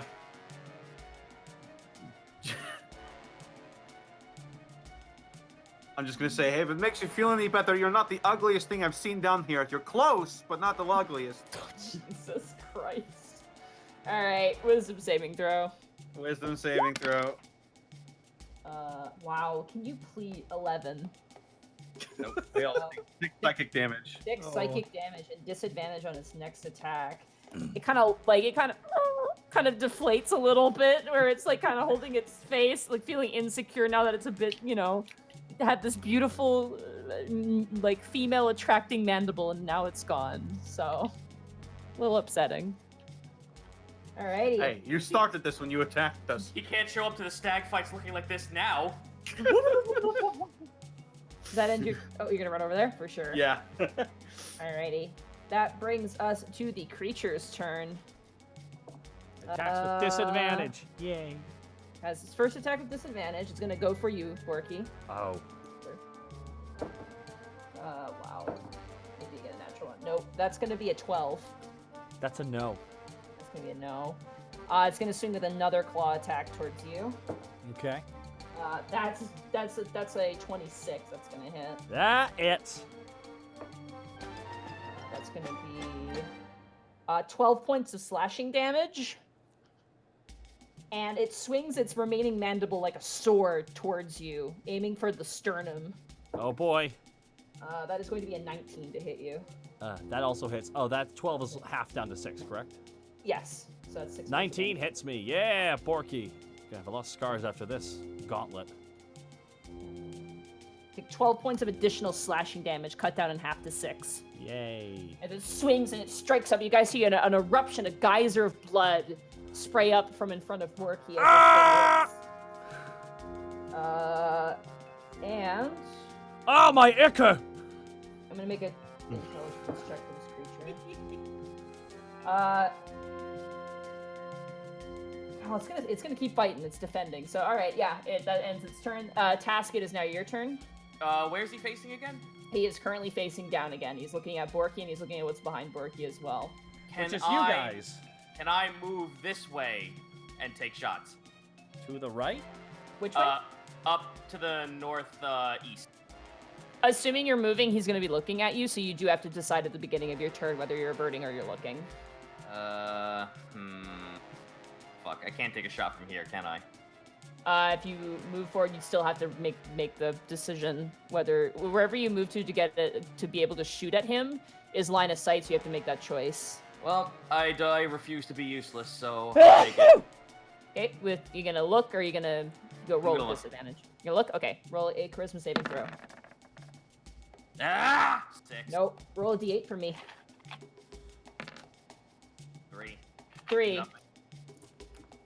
You look and you know when you've looked at a computer screen for really long, your eyes just hurt?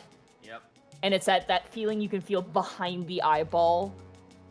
You just turn the corner and immediately you would like wince your eyes closed as you feel that feeling, and you kind of like grab your ears at your head and you kind of just like, oh, you feel nauseous and dizzy. Awesome, pressure migraine. Yeah, exactly. So you do nothing on this turn, unfortunately. Gross. Freckles, it is now your turn. Okay. Let's see here. It takes an entire action. Sorry, you cut out there. Could you Sorry. repeat that? Yeah, it takes my action to move the image, but I'm gonna be doing that. I'm gonna be moving it to here, just to the right of the creature, very close to Borky, to try and avert its gaze more of a southern direction. Because Borky's right in front of it, I'm gonna give it advantage on the saving throw. Because obviously there's a more immediate threat in front of it, but it will notice it as it runs by. Mm-hmm. That's a wisdom, or it's an investigation. That's right. Mm-hmm. Okay. Well, it rolled a 2 and then a 5, which brings it to a 4. So it turns and sees this target moving, and its eyes are now directed. I will say this way. Photorealistic Greckles. just doing little Greckle head bob walk. No, he fucking flash animation pans over. All right. That so takes that's your action there. That is my action. I'm gonna use my bonus action to sprint. So that's 10. I'm gonna get. I'm gonna go head northward past and deeper into the Yeah. cavern. All right. You run past. Can you put me about right here actually? Right there. Perfect. Yeah. Sorry about that. You, as almost like watching the sentry, like kind of look away. As the moment they look away, you run across. You sprint across. All right, and then I guess that is turn then. Alrighty. I'm just doing the setup. That brings us around to Borky. Borky, do you avert your gaze or do you stare? Here's an odd question. Borky does not look. Borky, okay, averts gaze. Yes, but what happened if I go into a reckless attack while not looking with one hand? That evens it out. Because Borky's gonna do. Oh my god! I just popped my headset out. Sorry, 1 second. I'm all excited. So that would even it out. You just make straight rolls. Yeah, Borky's gonna do that. But the creature will have advantage on you next turn. That is fine, because Borky's gonna avert his eyes with one hand, and has his sword in the other hand and starts swinging at him. All right. First hit, natural 20. Natural 20. Well then. Oh my god! And you have savage. You have brutal critical. All right. So click your damage. Oh! Jesus Christ. Plus 2, And I need to... 19 damage. It's 19, and then add roll an additional 2d6 for me, because the brutal critical is as an orc. 9. Oh my god. Oh. You guys watch, except for Task, who's completely in a stupor right now, as Borky takes Ronfalt and just with his eyes closed just starts swinging wildly. It's like watching, you ever watch cartoons where a kid is supposed to like cut a hedge and he just kind of like swipes through the hedge and the hedge just gets destroyed ahead of him? It's like that, but it's a bug, and the organs go everywhere. You see intestines fly. You see the head roll back and splatter against the wall. And Borky, as you open your eyes, the bug is gone. Oh. Borky throws his hands up. We did it! Yeah. Has combat dropped? He says mentally. Yes. Greckles is gonna meander back to the group. Borky, you feel exhausted. Oh! You're like, oh. Oh my god, it's a point of exhaustion for me. Tassik's gonna move on over to the Umber Hulk and try and get a nice piece of that head out. All right. Monty, is there a flesh or blood sample that I could grab? Oh, yeah. Anywhere you look. Any recess in the stone has got a little puddle of the ichor. Ah, 7. I'm gonna give you 17 on this because you know what this creature is. Shit. Task as you look at this, and plus your feature with your Underdark thing. I'm gonna give it to you, Okay. because you know what this creature is, because you have seen this. You haven't fought one of these in Oath Iron, but you've seen them and you've had them explained to you. These are Umber Hulks. They are large insectoid monstrosities that confuse and drag away its victims. This appears to be its nest. As you go and you begin to dig through, you get between you and Borky. Anyone else wants to roll survival check? I'm gonna do this as a group, so everybody roll survival checks for me. Okay. What about the egg sacs? We might get to that after this. Okay. 11. Okay. 11. They're a very big creature, and to properly dissect this would require like really heavy duty, like specifically made for like this sort of thing. Carving carapace. Yeah, because it's really like intertwined. It's intertwined together, and there's a lot of overlap, and it's not flesh, if that makes sense. Like it's like that bug exoskeletonal, like gross shitness stuff. Yeah. Needs a hacksaw. Yeah, whereas the boulettes had some flesh to go with it, you just kind of peel it off the flesh. This doesn't. But you managed to get, with those rolls, 2 well put together Umber Hulk mandibles. Oh, okay. They're very big. Silly question. They're like the size. They're the question. size of a long sword, or a long sword, or like a great sword size. They're huge. Can we say that this, for safety's sake, Zito, are you going to be writing these things down, and are they going to be I'm doing it as we speak. And they're all going to be thrown in the portable hole. Fuck yeah.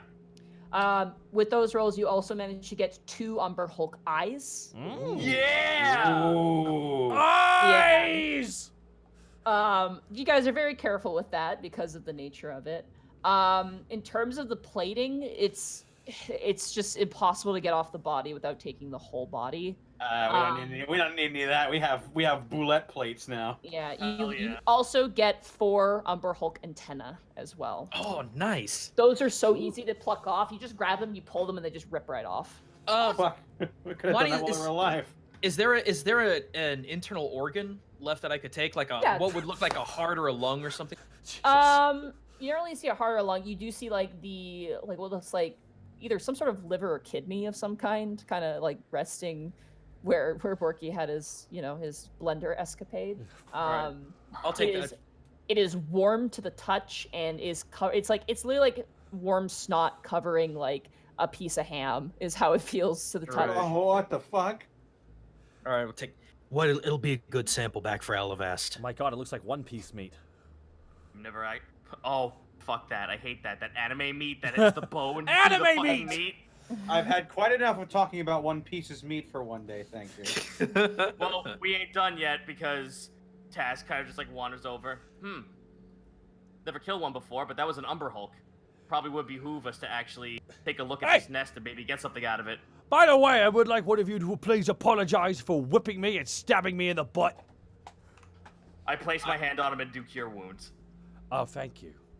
Borky, I accept your apology. Hey.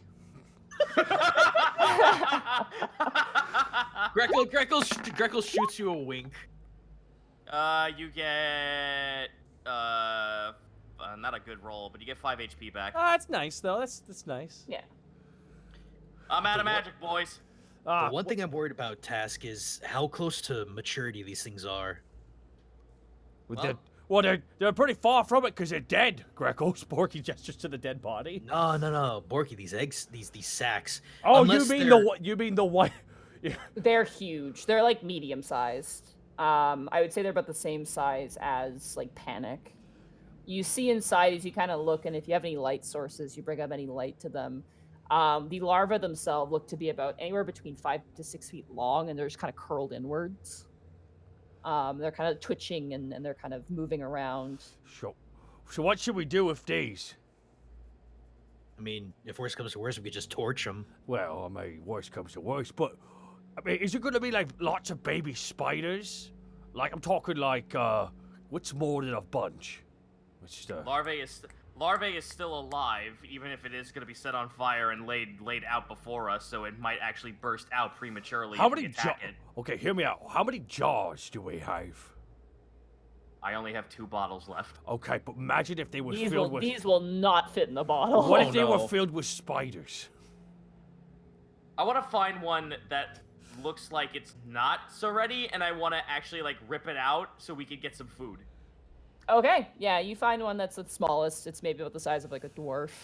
Yep. It's so easy. It's very soft. You just kind of grip your fingernails, you peel it in, and as it does, it kind of gushes, almost like a pocket of water, and the larva comes spilling out and kind of starts like twitching and flailing in the liquid. Tass bites down on the neck and rips it out, spits it out, stands up, looks at everyone. Dinner's on. No. Great. They don't contain delicious. poison, so yeah, they're safe to eat. No. We don't have any wood to start a fire to cook these things. Monty. We have silk. Now, prestidigitation says I can warm food with the spell. Can I cook it? I'm gonna say you would warm it up. You would not cook it. It would Room not be the temperature same. bug. It would be like putting it in the microwave for like 15 seconds. Ooh. Task, I could just set one of these on fire. Gesturing to one of the sacks. That's what I was thinking. Let's take Well, the one that we hold on. Before we all go crazy, and Lord knows I like to do that, I would like to bring up something. If Let's we hear it. set a fire inside this cave-like system, there will be other things that may go, where that fire coming from? Better run out of the cave. That's fair. That's why we find a corridor where it's small enough that we can have a little bit less space for things to find us. Or, hear me out, we don't eat the bugs. He makes a face like, how about that? I'm not letting good meat go away, especially if we don't know if there's going to be edible food going forward. Well, tell you what, you stock up a bunch, I'm gonna have me meat on a stick. We could save it for later. That's true. That's actually true. fair. So I will survival check to see how many rashes I can get out of this. For sure. With advantage, because it's... Here I go. 23. You slice up, you make enough for like 4 rations, decent sized rations. All right, everyone gets a piece. The head isn't that edible, it's just mostly eyeball, and you're just like, ugh, you kind of throw that to the side. But the body itself is protein rich and very, it feels like if you took a chicken breast and boiled it in like a pot of water and then started cutting through it. That's what it feels like. That's like air fried. That's air fried chicken breast. Fuck yeah. No, it's boiled chicken breast. The texture is definitely like boiled chicken breast. Should Fair enough. should we open up the rest of the pods, possibly take more meat, or leave them as is? I'm a little too worried about us constantly. I'm a little too worried about us taking more than just one because that might attract more creatures to this place. That's fair. All right, but if any of them could become alive and gain sentience and declare vengeance, it's on you, man.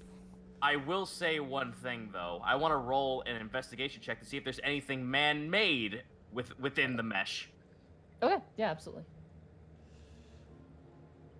Investigation check. Yeah. Yahoo! Okay. 12.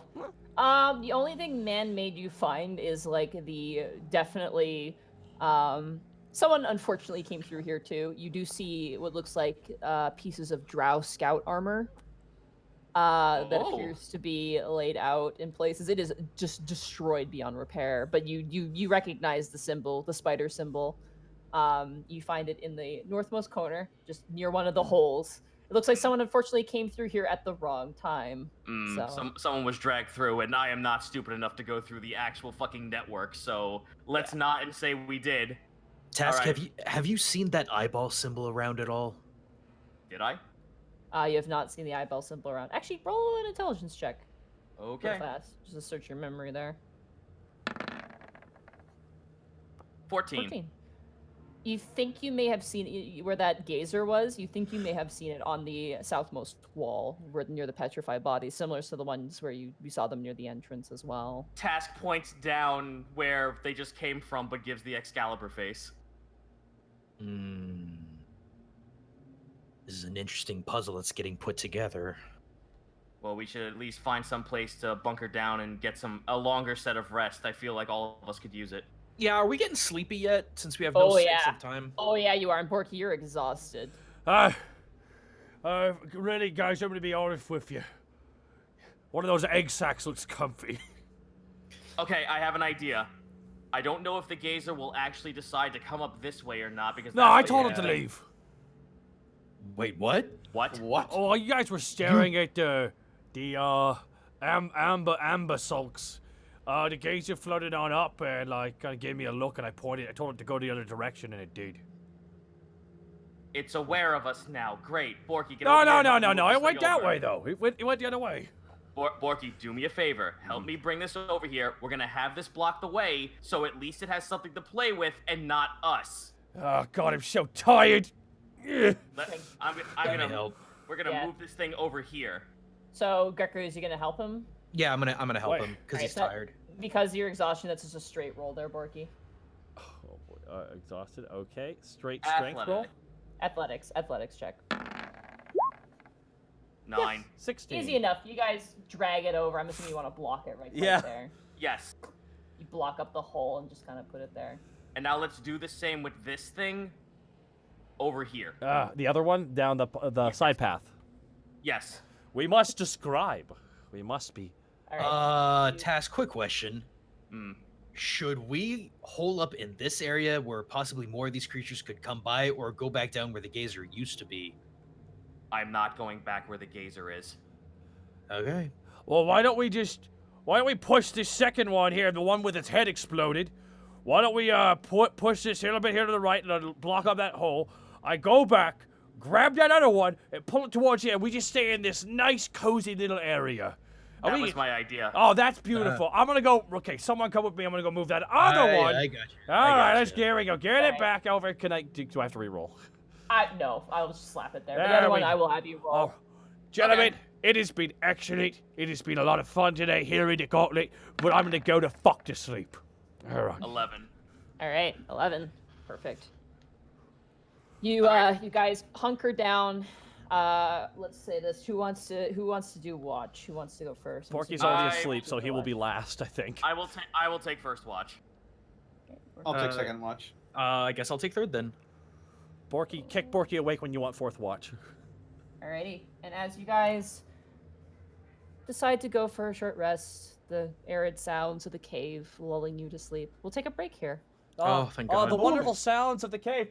I need a snack. So relaxing, says Task. Down. And then earthquake noise. I'm dying slowly. The sound of the dark mantles tonight is really refreshing. By all the light, by the Lord, I am in pain. Alright, I'm just gonna say this. I looked in, since we're on break, I looked at the chat and someone went, I wonder if Zito and Connor above game know how weak gazers are. Yes, but Task doesn't. They can fuck things up, though. They really can. It's a fucking lesser beholder. The key word beholder. That's very dangerous. The private one-off that you guys hired the mercenary crew for to get your stuff back, they ran into one. And it shot one of the people in the ass, and he was thrown like 30 feet into like another room where he then triggered enemies, and it was like, that's really funny. His name was Peeping Tom. He was great. You never fuck with these things, even if they're weak. Task can one-shot a gazer. I'd rather not be put in that situation. I'm gonna go to the bathroom. Yeah, for sure.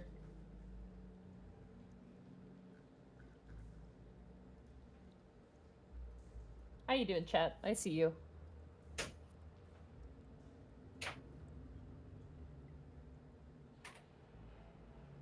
Bracky's right. Bracky in chat is very correct.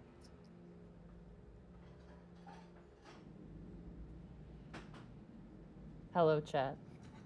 Very rarely do I look at chat because I'm always busy, but I'm here because I ate before the stream today, so I don't have to run and snarf food to survive. Ugh, okay, I'm back. Welcome back. Oh, that was fun. I forgot what fighting Umber Hulks was like.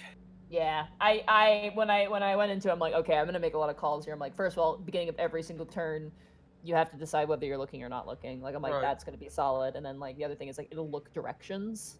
Mm-hmm. Like, I give it like a cone of direction. So, how's the tea money? It's very good. I should probably top off though, because I've only gotten. I got like half of it's remaining and it's cold.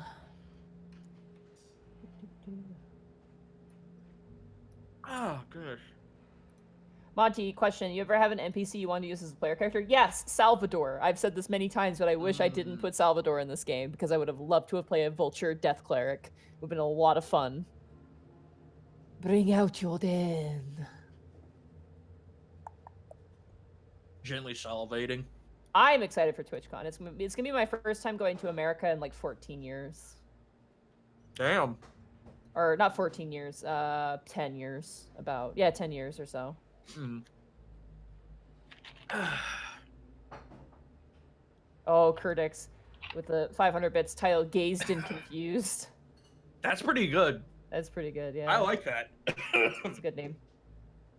I still want to use the title of Solly wanted to go here. That made me laugh really hard. That really should be like the last episode of the.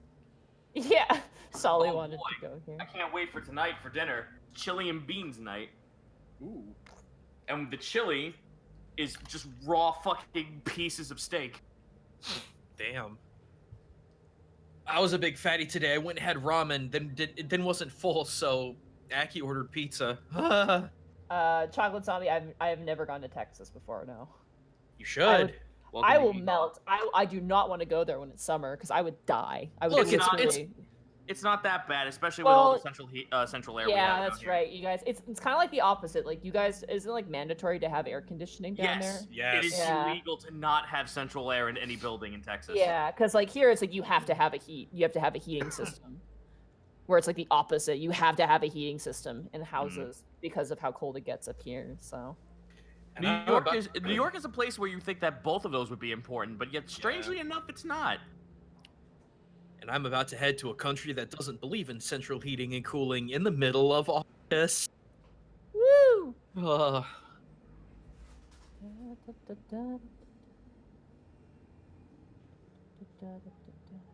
I'm gonna go top off my tea since you guys are here, and we can keep going.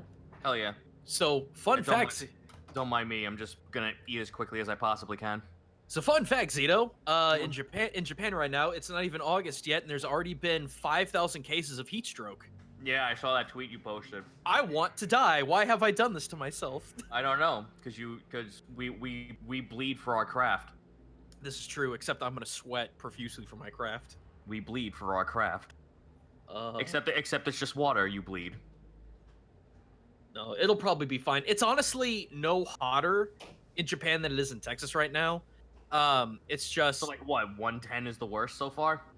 No, it's not even gotten up to that high. I think like 97 is it's gotten. So it's not horrible per se, but there's so much that you do that's outside. There's no centralized cooling. And I was talking to my buddies Tomo and Hutch, and I'm like, yeah, so what temperature do you usually sleep to on super summer nights? And like, 80 degrees. I'm like, oh. Gotta understand. They are Japanese. They are thin. They don't have a lot of body hair, so they don't retain heat like we do. Unlike me, my Italian and Irish bones. Dude. With this hair that makes me look like I'm a fucking Yeti person. My Swedish blood and all my goddamn body hair and fat. I'm like, look, guys, I will pay for your electric bill if we can crank it down about 5 degrees and keep it there the whole time. Can we make it 69? I'll do 69. Also, by the way, someone in chat just asked me, what other class would I have rather task be if not for Ranger? Sorcerer. Mm-hmm. I found this other game I'm playing. I found out the beauty of being a mage caster. I am Lionel, the Opsu wizard, and Opsu are just think awakened possum. Have you hung by your tail yet? Yes. Fantastic. And I've killed the demon while hung by my tail. I am back, and there's a lot of people we gotta thank. Oh my goodness. The Tobbs with the 500 bits. Episode title: If Looks Could Kill. Well, we'll have to see what's in the latter half of this episode, but so far so good. Renfield 88. Good game and happy birthday. 1,500 bits from Renfield 88. Thank you so much. From Avion Fan with 1,000 bits. My group thought a gazer was cute. Then it yeeted our tanky oath of the Crown Paladin 30 feet across a chasm. Dude, I love Oath of the Crown. I'm just putting that out there. Oh, 1,000 bits from Avion Fan with a terrifying visage. Gurdex with a 500 bits. Episode title: Gazed and Confused. That's that one. That's good. That's good. I like that. That's strong. Probu Naga Yari with 1,000 bits. We'll see how the rest of this episode goes. Umber Grubs, slimy yet satisfying. Hey man, you don't pass. You're in the Underdark. You don't pass on food when you get. Daisy Ebb with 500 bits. As they say in Shovel Knight, it's Igor. Oh, I see. Oh, nice. Oscar Father with 1,000 bits. Congrats on managing to survive another 365.25 days since the day of your birth. It's been good so far. Thank you. Flightless 626 with a 1,001 bits. Happy birthday. I'm dying still where Borky makes eye contact with a gazer just to have that awkward moment where they pretend they didn't see each other. Dr. Defender with 500 bits. Hey, I can't wait to listen to this at work. Also finished work on the Zombie Horde Creature, a homebrew. It's going to be fun. Oh, my.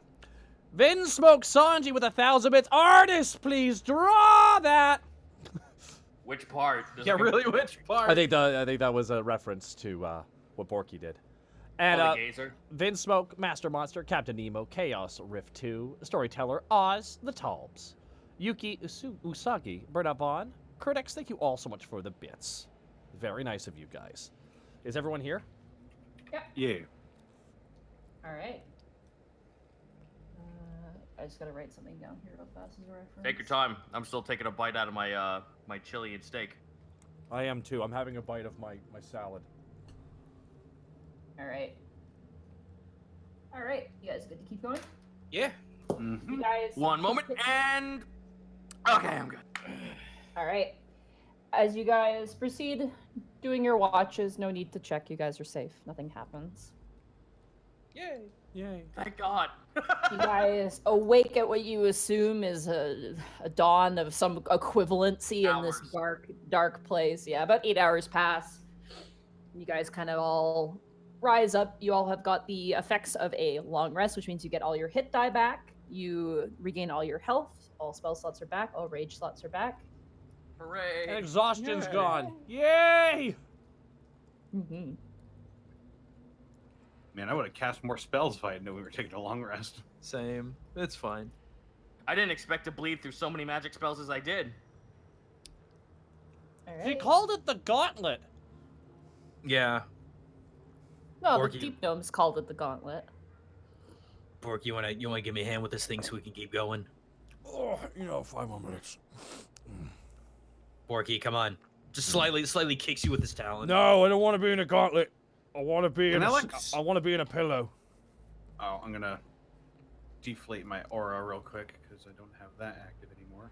Borky Oh, picks. I'm making a circle. Borky Oh, yeah. grabs Oh, yeah. the headless Umber Hulk things and just drags Right. it away from Strength check with advantage. Oh, that's nice. Yay. We're all being helpful. 10. Oh. 10. Oh. You grab it, you drag it, it takes some time, and you're like, Thank you for the advantage. Borky immediately pops his back. Oh no, my back! I threw it out. all right. All right. Task, you want to take point again? Sure thing. Okay, I'm gonna follow Task. That way I can just grab and throw him over my shoulder. By the way, Panic, you coming? this bread on. By the way, this bread I kept is really good. Oh, hungry. I'm checking over the other Umber Hulk just to see if I can see anything. You don't see anything. You see that there's pieces of it missing due to, your allies. Are you looking for something in particular, or? I'm just looking past him into the room behind him. Oh, okay. Roll a perception check then.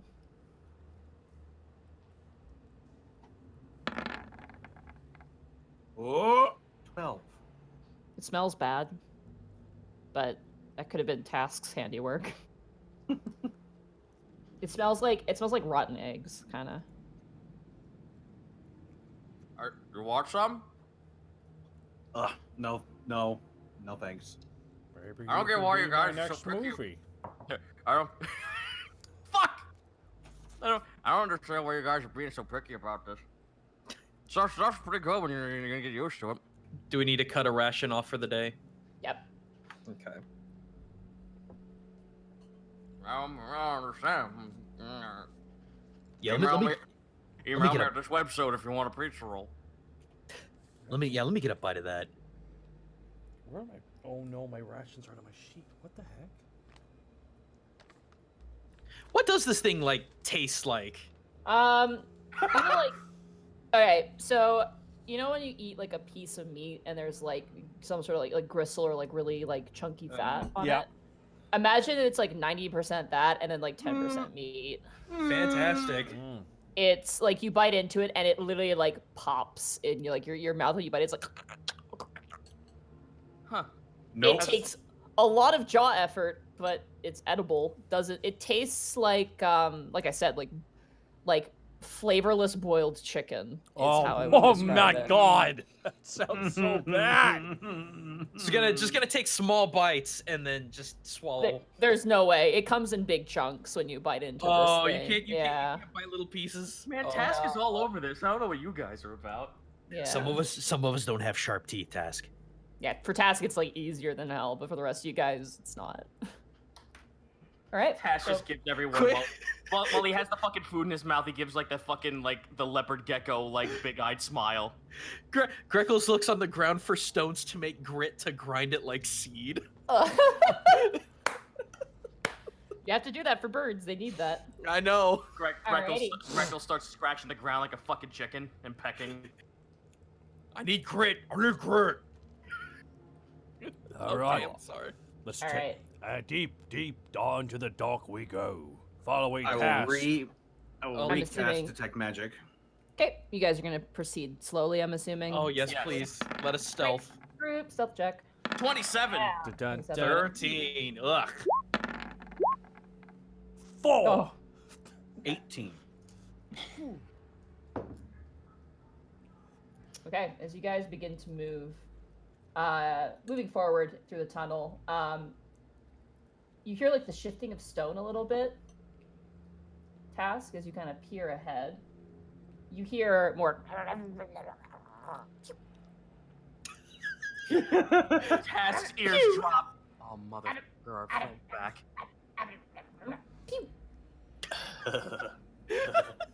As you look in to see, you see currently over top of a large hole, Oh. two gazers. Currently, it looks like they don't look like the other one. The other one was green. One of them is like a yellow color. The other one is like a deep kind of gray color, and they currently appear to be having like a cowboy style shoot off. Task One turns of and looks one at of them's like, everyone. and then shoots. The other one dodges and then shoots back.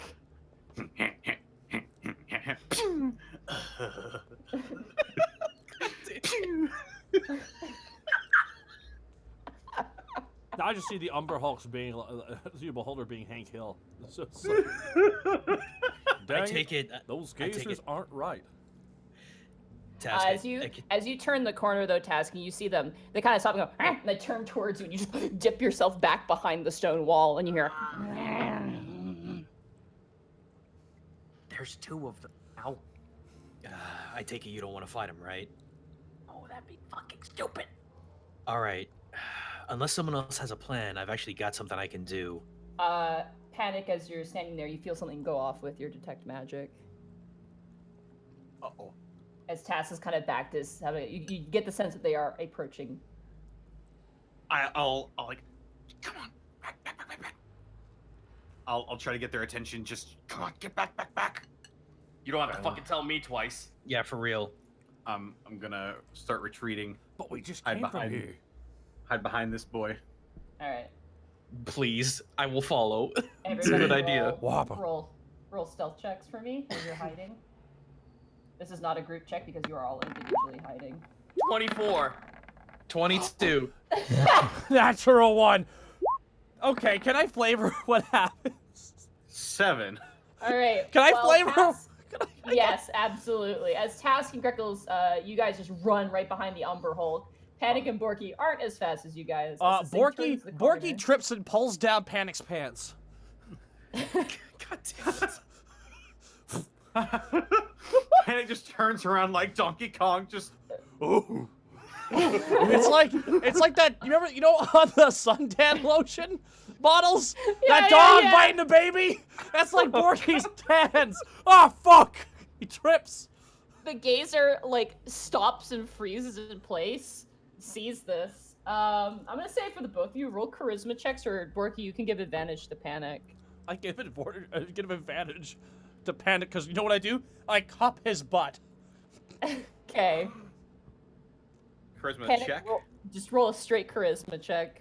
Tash just looks over to Greckles. Well, they're fucking dead. Yeah, I know, right? 13. The gazer kind of frowns. He's gonna shoot. Oh no, it's a leg man! Oh, come He on. is- he Don't is tell me not- you're not at least a little impressed. Well, they don't really know what pants are, so the humor's lost on them. So I roll a d4 here. All right. Aiming for you, Borky, because you got the natural 1. You get shot with a frost ray. I need you to make a dexterity saving throw for me. Sorry, could you say that into the mic? A frost ray. Roll a dexterity saving throw for me. 18. Okay. Oh. You like front jump and like roll, and you watch as this pew noise streaks past you, Panic, almost like grazing your ear, as an eruption of ice explodes on the other end of the cavern, and then he goes and then shoots again. God damn it, this thing. That is gonna be on you. I need to make a wisdom saving throw, Borky. God damn. No, not that. Hooray, Oh, yeah, you're 18! You get shot, and you feel it kind of funny, but you're like, that was nothing. Hey, he shot me! The gaze is like, You're gonna die, Gazer! all right, roll initiative. Borky, you're gonna die, clowns the Gazer. All right. This is so dumb. Hey, I'm fine with being 19. All right. So Borky, you're up Borky, what's first. your dex? I got 2 rolls. I already did 2. Oh, right. 19 is above Sorry, Gaijin's sorry. 8.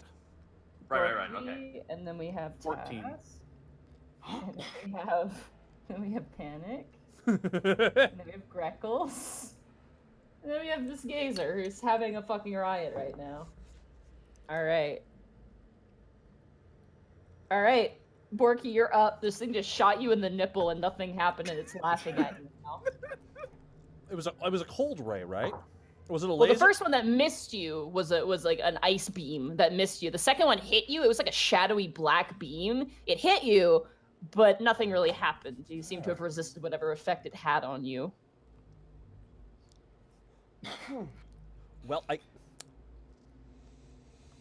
Well, I'm gonna be honest with you guys. I didn't expect this, but here we go. Borky just kind of walks towards the Gazer to do damage. All right. Borky walks up, pulls out Ron Fault. Its eyes like grows even wider as it sees you pull out this giant sword. You're gonna regret that.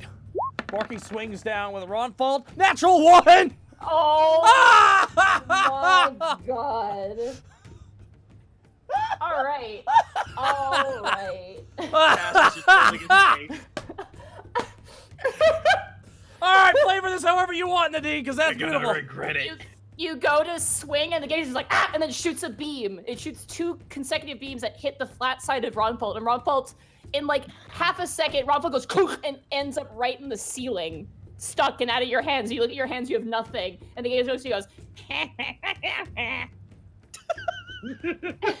goes, Borky goes, ha ha ha ha ha. Borky pulls out the gruel axe.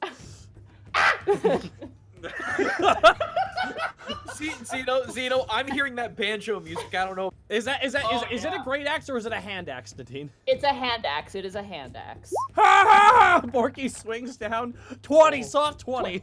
That'll absolutely hit this thing.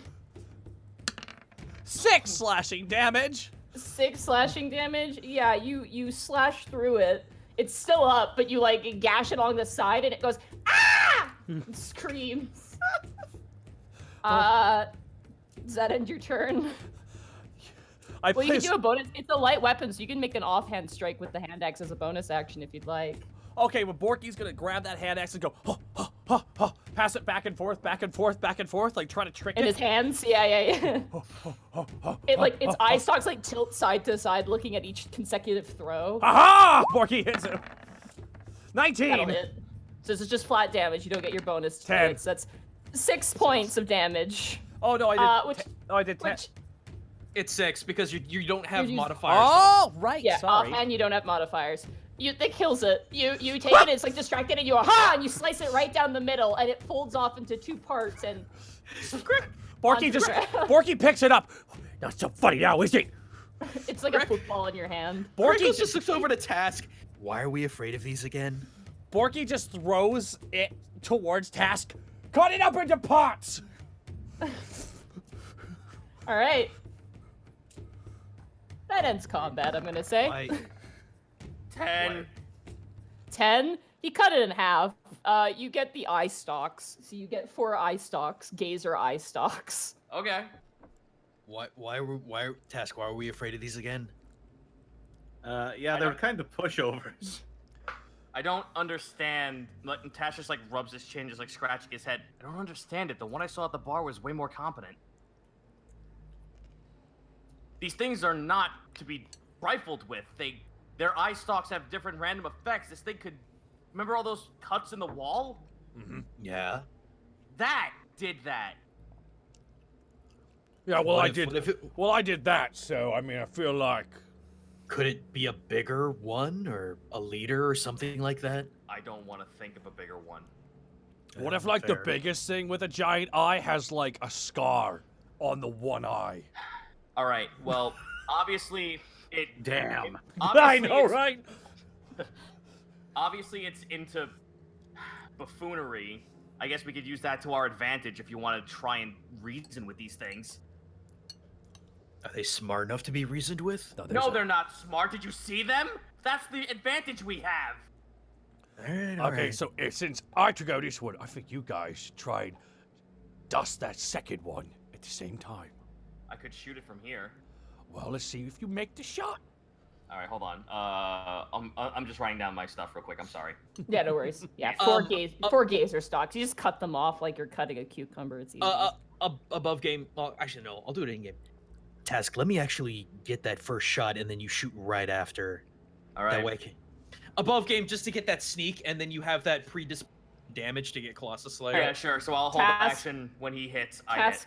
Task and Greckles, I want you guys both roll stealth checks for me. Yes, ma'am. And Here I Borky's go. gonna pull Ronfall out of the roof. Yeah, you jump up and you grab and you hang. Oh, that's a 10. Oh my god. Okay, Yeah, wait. you guys turn the corner and immediately are met face to face with the second one that sees the gazer blood, and it just like dashes. It held action to dash. Wait. Can we get attacks of opportunity? Yes, you can, because it is going to away. It's like, and then it just starts to fly. Wait a minute. Roper whip. I can reach. Whip pull that bitch back. in the face! All right, go ahead. Both of you guys roll to hit. Oh, it's 11. Never mind. 13. The 13 hits. So I grab him. You know what? I'm gonna do subdue damage and just pull him back. All right, you pull him back. He's wrapped up in the whip, and you just and it's like as it gets yanked back, the cry echoing across the wall. I'm gonna roll. You know what? I remember I have something in my bag, and I just go to it. I whisper down to it, "Hey, stop screaming, and we can play a game." It tries to bite at you. It's very feral. Roll an insight check on this creature. All right. So stupid. 12. Okay. seeing it now and holding it, it is like trying to bite you like an angry hamster. Like it's like rearing and slobbering at the mouth. This thing is not smart by any degree. To the point where it probably doesn't know how to talk or hold a conversation, and you realize that this is probably a fruitless effort. All right, I step on its fucking giant eye. All right, I'll say for the sake of brevity, yeah, you just take it down. You just kind of like, you and Greckles take your fist and just punch it to death. And it dies.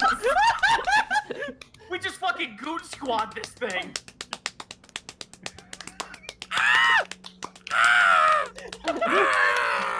Get a couple of kicks in. Yeah, it's pretty brutal. You can curb stomp it like Dead Space a couple times. All right, time to harvest, I guess. God damn it. Fuck! A 9. I mean, the only thing of use from this thing are the eye stalks, and you did mess up one of them, so you only get 3 from this one. But you get up to 3 gazer eye stalks to your inventory. Task is just sitting there, just like, why was I afraid of this thing? What the fuck?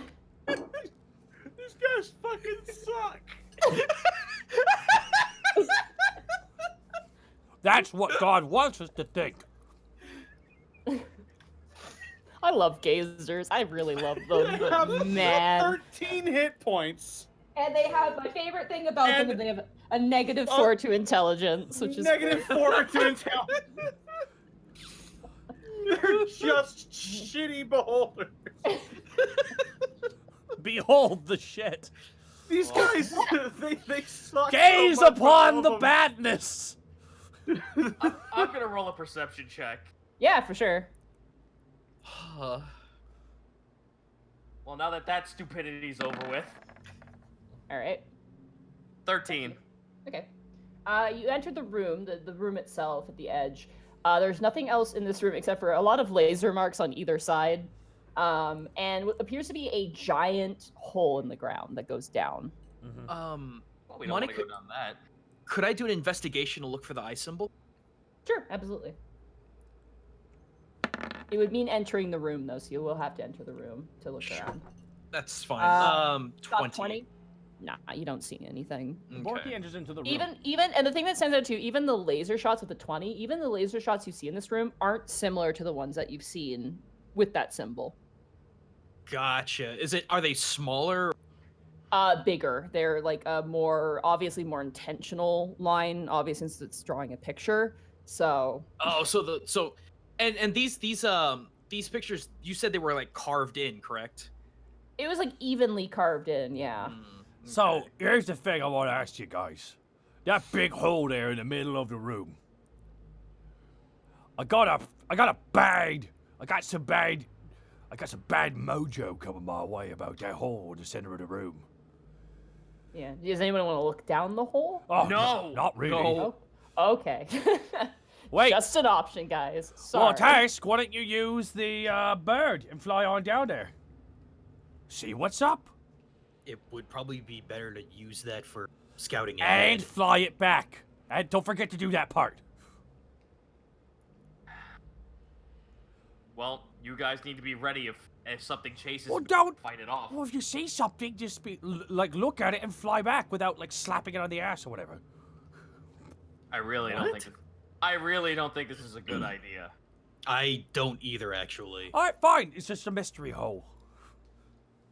And the mystery will stay forever. Let's keep moving. Let's Unless stealth it eats around us. this. I'm paranoid. I'm stealthing around the hole. Yeah, same. Monty, is that a wall to the south down here? Yes, it is. Okay. I fall into the hole. No. Oh my god, you do. No, what? Yeah. You watch as you guys are sneaking past.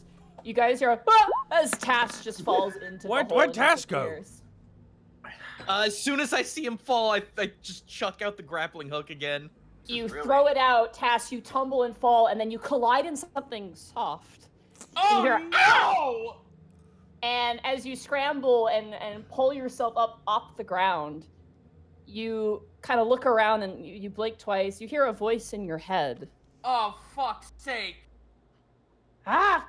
Hello! You see this creature. No. You see what No. creature? No. You see what creature? If you Amazing. Oh, Oh my God! it's Jerry the Flump. What? This is my fault. I did this. Yes, you should feel bad.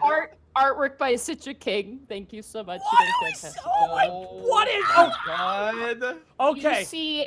You see a large flump task as you scramble up. It appears you collided with it and both crashed to the ground, as this is a very basically a very tall cavern hole. You crash into the soft exterior of his head, but collide down onto the ground. As he kind of collects himself, he raises up what looks to be a drow sword, and he's wearing a series of drow armor pieces, including a helmet that he's wearing as a hat between his eye stalks. like a Lolita, like a goth Lolita would wear a hat. Oh, Yeah, very tiny. It's obviously not for function, it's for aesthetic. And you see his eye stalks have these various different spots, and you recognize this flump from the visions of Solly's childhood. He is bigger though. He is much bigger now. He's about, oh my God, he's at least 5 feet wide all the way around. He's quite big. Yes, hello. I am going to assume you are a flump. How'd you guess? Okay, what are we hearing above? Above. You hear nothing. You hear nothing because Oh my God! Task going on in is your brain, dead. Task. He's gone. Let's just say I actually know of your race quite well. Really? Yes, tell me, does a woman by the name of Soleandris ring a bell? You watch as the flump turns a deep blue color. Oh, that was a long time ago. Well, you'll be happy to know that she's actually quite alive, and we're actually here on her behalf. What? No way! Yes, do you have, like, a dial that's below 11? What's an 11? What's a dial? Thank God. Well, obviously, you don't seem to want to harm us, so I guess there's no harm in telling you my name. I am Task of Iron Oath. Hi, Task! Task, wincingly holds his hand out for a handshake. Yeah, you get one of the tentacles kind of wraps around your wrist and... Above ground, Borky is literally pounding the ground. Damn it! Why did we lose Task? Damn it! I should have been there! I should have died a stupid death! But it was Task! You hear that voice up there? He's crying! Yeah, he thinks I'm dead. He thinks I'm dead. That's 3 of my companions who also work with Sully. Wow! Sully sure got a lot of friends! Boy, you wouldn't believe it. Actually, would you mind helping me get back up here so I can introduce them to you? What is your name, by the way? Jerry! Fuck off, of course it is. Imani, I hope you got water. Yeah, I'm gonna have to grab tea already because I'm almost out. This artwork is amazing, by the way. It is really good. I'm so upset that a stupid jape I did became a fucking actual character. You're welcome. It's your lineage now. Hello!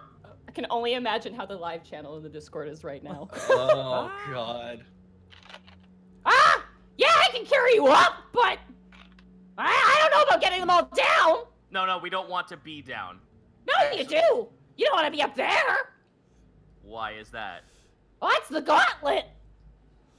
Yes, well, we heard that from the gnomes. We're trying to get through the gauntlet. To the Undersun? Yes. That's where I'm going. Oh, excellent. Actually, you know, if any friend of Soleandris is a friend of mine, how about we collaborate and join forces and go down to find the Undersun together? Oh, well, I've kind of sworn allegiance to someone else. But I can help you if they like you. And who is this allegiance you sworn to? Oh, well, I'm not supposed to say his name, but he's called the Great-Eyed One. Oh, God damn it. Borky upstairs. We are gathered here today to pay respect to our friend Task, the Kobold Ranger. He died as he lived, falling. We've been seeing those symbols around. Oh, you mean the eyeballs? Yes. Yeah, those are his.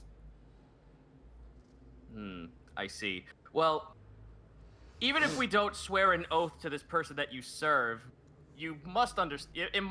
You must understand that, being in numbers and having a common goal is worth, joining forces in some way. Oh yeah, he's all about that.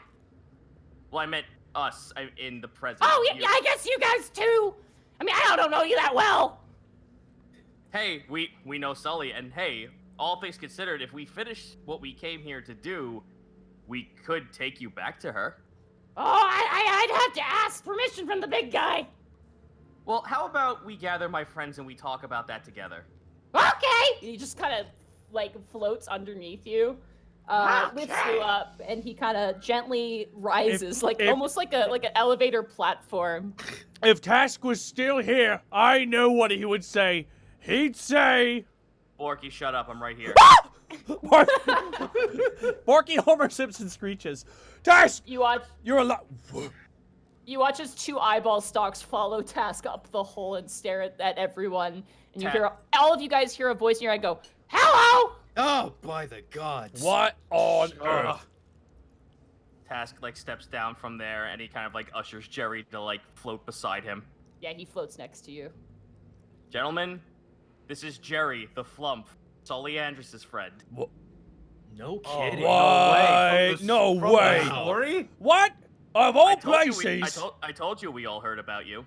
You watch as Jerry turns into a very blushy sort of pink color. Ah, gee, I'm glad she still talks about me. I thought she would have forgotten me a long time ago. Oh, trust me, No. she has not forgotten you. No, she. Oh. Yeah. Jerry, she's... You and your people are the very reason that she continues on. Really? You see some sadness come in. It's a real shame. There's only a few of us now. What? Borky's just so confused.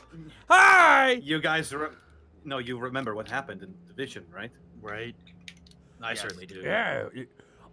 There is something though that is a little odd. Jerry, tell them who it is. You don't have to explain his name, but tell them who you follow. Oh, the great-eyed one. Uh-oh. Oh. Task looks to all 3 of them and just squints Well, a bit. to be I'm fair, detecting some concern in your emotional state. I'm concerned. Do we know if the Great Eye One's like a bad guy, like the lady taking the voices? Like she's bad, 'cause she's taking the voices. But the Great Eye Oh, One. the great-eyed one is great. He's really nice. What does he do that made you wish to swear allegiance to him? Oh, well, the Undersun is a safe place to be. So if you don't want to get eaten alive, you can stay there, but you just have to follow his rules. Money? Insight, Sure, absolutely. please? Not with a 7, but that's fine. He seems kind of dumb, but he seems nice. Yeah, I mean, Task is just gonna string this along since he first spoke to him. Wait a minute. Well, Jerry, all things considered, I Hello. ginger. I hesitantly grab one of his tendrils to try to at least be somewhat of a. You're touching me. Yes, yes, I know, and I hate. Trust me, I hate it, Jerry. But honestly. okay, that's kind of, you see him kind of get a little blue again. And he's like, "Wow, okay, well that was uncalled for, but yeah, okay." Task. All right, I'm gonna rebound this. Jerry, I was kidding. What's a kidding? I was joking. Funny, haha. When you say something you don't mean to in a jovial way. Oh. Ah! I'm so happy this is coming out of you and not me, Monty. I know, right? I can't handle this episode. Well, in any case, Jerry, yes, we all 4 of us are actually trying to find the Undersun, right, gentlemen? I'm sorry. Hold on. We weren't supposed to come down here to find another person who's supposed to fight with Sully. Well, But Borky's points at Jerry. Is I this? have a question. He raises up one of his tendrils. Okay. What's your question? What? Does Solly still speak of Orin? Yes, she Yep. does. Why? Oh, that's great! The Great Eyed One speaks nothing but about Orin. I was actually going to ask about What? that. What does the Great Eyed One say about Orin? Oh, great things! Like it's powerful, displays the light, makes us ever vigilant, all that sorts of things. So good, positive things about Orin. Is that correct? Yeah! Wow, thank God. Like, I imagine he could feel all of us just like a weight has been lifted off our shoulders. Monty, can I insight that? Because in character, that's Sure. so fishy sounding. Go ahead. 19. He seems genuine, yeah. Okay. Yeah, It's he's a just lot like you guys. He came So- from the surface too. Greckles is actually going to Whoa, reach. whoa, what?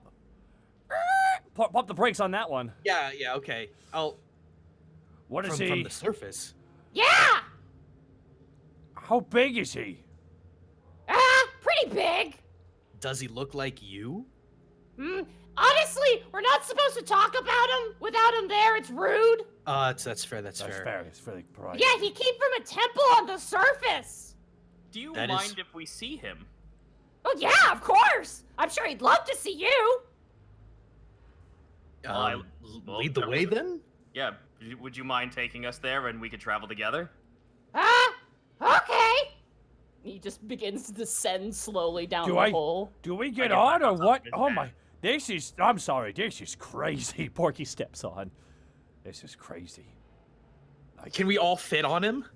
No, he's like a medium I was creature. about to say, how deep Alright. is the hole? Maybe Uh, one at a time. Like 80 feet deep. It's Oh, pretty shit. deep. Okay. Yeah. Well, Task could get on him at least. Yeah. You jump on, you kind of like sit. You kind of like sit on top of the helmet he has on Yeah. his I head. Task just looks at me. I apologize if this is uncomfortable. I don't mind. Jerry, how strong are you? Not very. I was afraid of that. Wait, I have an idea. I hand the guys the rope. I was about to say I have rope, but it's not long enough. I have rope that's super fucking long. So hold on, let me double You check my guys, stats. you guys have all that rope you bought from the deep gnomes, so. Yeah, I have 120 feet of rope. Is there a stalactite that we can tie it to? There's like a hooked rock you could probably easily just I- hook it on. Sure. Okay, cool. This episode's being described as a funny version of Apocalypse Now, and I can't help but not disagree with that analysis. I still love the name Gazed and Confused, because I'm gonna need more tea here in a little bit. I'm just gonna warn you guys. that's fine. So I'll knot one up. I'll Alright. knot up the rope, and I guess we'll just descend. I'll ride down with Jerry and make sure the line's fine all the way down. And you didn't want to Okay. go into the hole. That's fine. I didn't choose it. Look, we found a shortcut. Let's not worry about it. Yeah.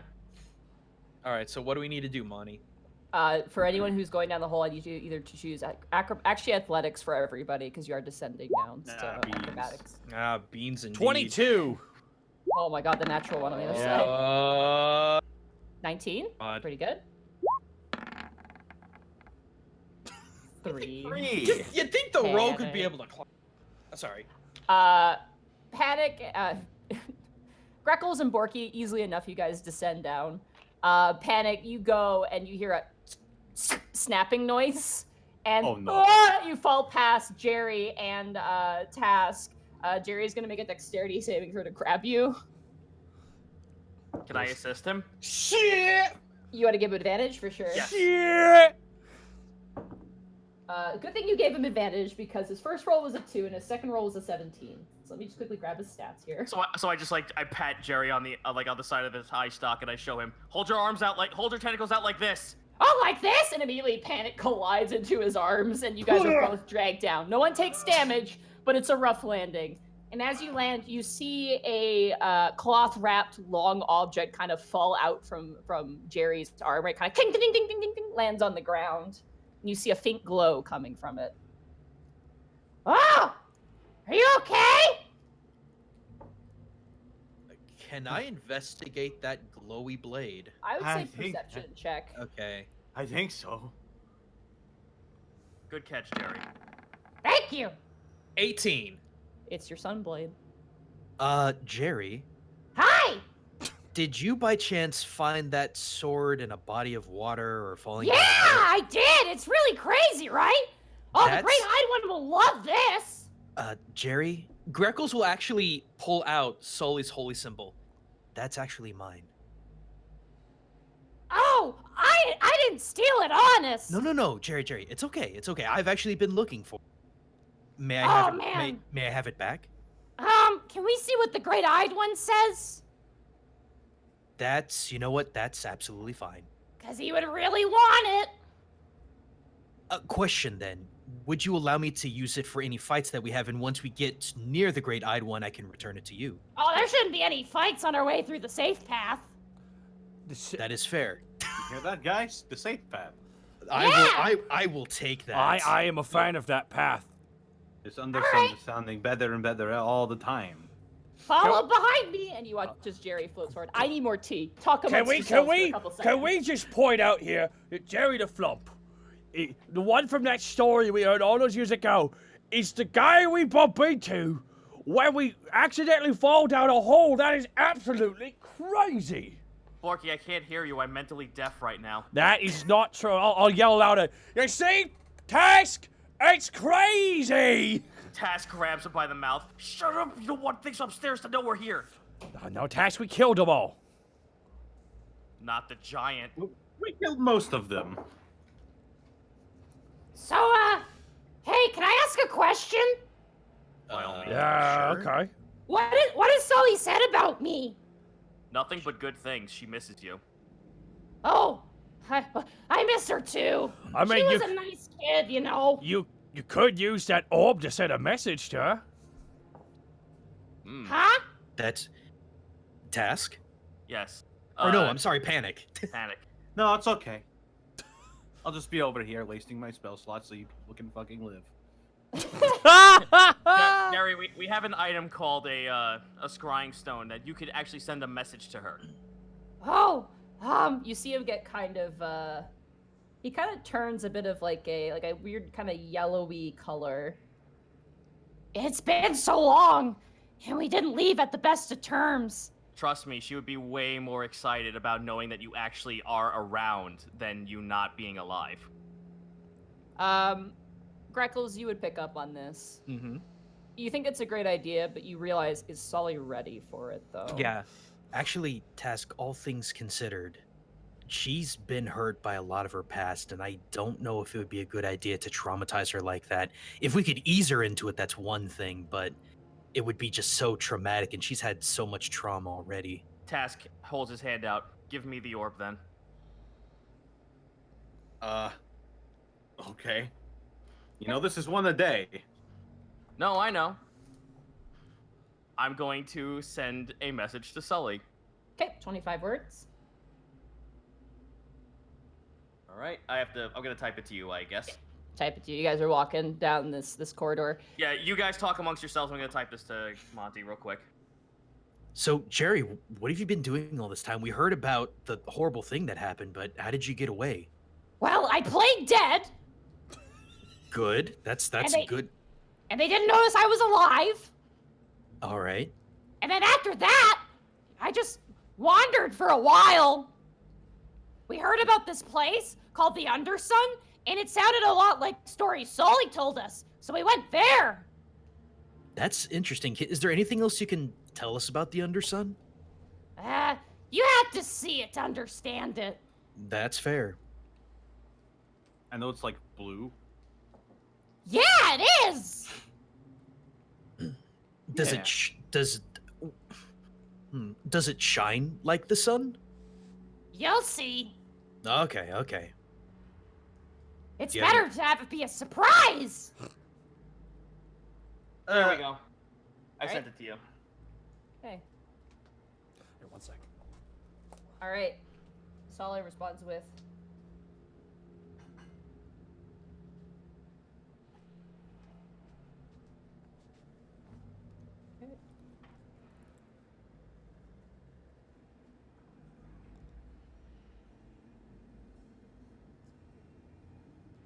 I'm back.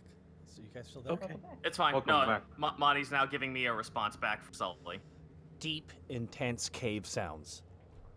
Drip, drip, la, la, la. Drip, drip. Skitter. Skitter, skitter. Orby 1, Orby 2.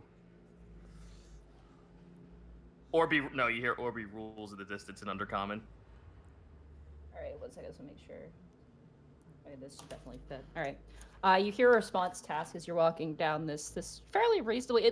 This tunnel you guys are walking on appears to be like man-made. It's definitely not a natural thing. It appears to have been carved.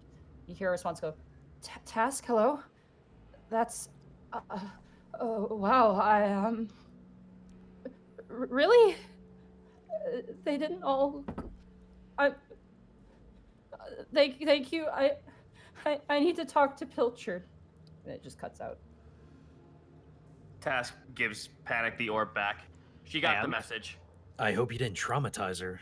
No, well, traumatize is a strong word. I feel that she is shocked, and rightfully so, but she actually sounds somewhat relieved in a way. To summarize it, bewilderment would probably be the right emotion. Yeah, bewilderment is probably the best way. You bewildered her? I feel as though this was the right course of action. She is speaking with others about it she is speaking to Pilchard as we speak about this, but from the sound of her voice, I feel like this was the right thing to do. And Jerry. Hi! She's very ecstatic to know that you are alive. Well, that makes me happy. Jerry. Hi! Hi. Did you, Are we gonna respond with hi every time? Did you happen to see anybody down here that, looks like me? No, but the great-eyed one did. Oh. And Yeah! what did the great-eyed one feel about that? I don't know. Fucking goddamn. Great. Jerry, I got a question. That's something. Hi! Hi. How did you get here from where you met Soli? Well, I played dead, Okay, so they didn't kill me. got it. And then I traveled for a while, Okay. heard about this place, and tried to get here as soon as possible. Do you know of a way back up to the surface? Well, you just came from that way. No, I mean like the surface, like well above the earth, like well above the Underdark. Oh, Like the great-eyed one's surface. only the great-eyed one knows the way to the surface. Okay, fair enough. There is a way to the surface, okay. Okay, good. Well, at least we have an escape route. Yeah, he mentioned something like a lake, and then you just have to float upward. Oh no! He kind of turns and looks at the four of you. Don't worry, we'll manage. Uh-oh! Hello! As you guys proceed forward, you begin to see a soft bluish glow in the tunnel. Oh goodness. You guys look up and you see almost like dollar-sized, not the bills, the coins, dollar-sized stones in the various different parts of the cave. These bright, bioluminescent blue and white pearlescent stones that are just giving off this starlight, this natural sort of calming light. The moment it hits your face, you immediately feel like better, if that makes sense. It's not like it's healing you, but it's just like, oh, it feels really nice on the skin, and it's very calming, and you can feel you're getting vitamin D. Vitamin D. Yeah, exactly. Thank you. Down in the underground. And it's this beautiful corridor tunnel. You see just arrays of it, almost like a star system as you proceed forward. Jerry, what's this light? That's the Undersun! Oh. Interesting. The great-eyed one said when it fell, it turned into many, many pieces. Where did it fall from? It fell from Orin! Huh? Oh. Directly from Orin! Huh. Interesting. Interesting. When did it fall? I don't know. A long time ago. Okay. Couldn't be that then. Huh? Well, let's go meet this great-eyed one friend of yours, I suppose. No sense in delaying it. This is just a teaser, by the way. And you watch as Jerry kind of moves forward onto this almost balcony-like rock precipice. Are they embedded in the stone? Yeah, the they are shards? they are in the stone, almost like a crystallization formation in a way. But it appears to be like jutting out where the stone has been cleared out. Excuse me. Jerry kind of goes forward, exiting the cave, and stands in this bright, open space. And he kind of waves to you with his sword, winging in the air, like flailing it around this drow blade. Oh, all right. You guys step out, and what you see takes your breath away. The Bioshroom's cavern was huge. This one is twice as large, at least. Oh, man. You see a sprawling, and the reason you can tell is you can actually physically see it. There's no darkness here. You see a sprawling stone land, awash with the whites and blues of a massive crystal, a singular crystal embedded in the ceiling of this cavern that shines like an underground sun across the land. Wow. It is over a massive amount of water, blue shimmering water, almost like moonlight on a lake that sits on one half of this massive cavern. You see what looks like a village or a city of some sort, stone ruins in various different pockets and spaces. Task, Greckles, and Panic roll history checks for me. Actually, probably just Panic and Task. I'm gonna say Panic and Task roll history checks. Here I go. All right. 19. Okay. Natural 20. In your study of the Undersun, as well as other studies of the Underdark, this appears to be old Duragar cityscape, or ancient Dwarven or Duragar cityscape. Notably, there are no roofs anywhere. They don't need roofs. There's no rain or weather. And you see hills almost like mountain peaks in this under sun environment. You see trees. You see some mushrooms as well. And you even see bats flying through the air like birds on the wind. Well, what do you think? Impressive. It's amazing. My Wow. God. This is an old deep dwarf city. But they're trees. How are they sustaining? The Undersun, of course. Silly. And he kind of floats down a set of steps that lead down. Task What? just pats Greckles on the side of the arm. Magic. It's always I don't know if it's magic. that simple. What color is the crystal, by the way? Sorry. It is like white. Oh, okay. White and blue, which, as you guys are seeing it now, your memories take you back to when you were in Liza's embrace after fighting fighting with a quotation mark. When Orin turned their head and you saw that shattered eye, it's the exact same color as that. That's what I thought it was. Yeah. Oh, Oh boy. my Oh, God. that's what I thought it was. Hey, Jerry, I'm rather curious. You're wearing a odd set of armor and you're holding a drow sword. Yeah? How, I don't mean to be rude but asking, but how confident do you feel in your combat prowess? I'm okay. You're fine with swinging that sword around Well, competently? no, I mostly try to get away. Mostly it's a status thing. It shows I've been very loyal to the Great-Eyed One. I Okay. can't unsee. What is that one thing from Fallout? The thing that has the butler? Oh, Cogsworth. Cogsworth. He floats like Cogsworth in my head. Yeah. Yeah. That's pretty That's accurate. Every time pretty he moves, much. he goes. Floom, floom, floom. Looks over to Borky. Mr. Fuckface. The fuck did you just say to me, Task? Mr. Bitch. Panic! Don't you All do right, it, you Greckles. guys proceed down a very well carved out series of stairs. You guys make your way down, and you can see far off like a big city, like almost like a Machu Picchu sort of like. I think I'm saying that wrong. Oh my God, what's No, it that's called? right. That's right. accurate. Machu Picchu?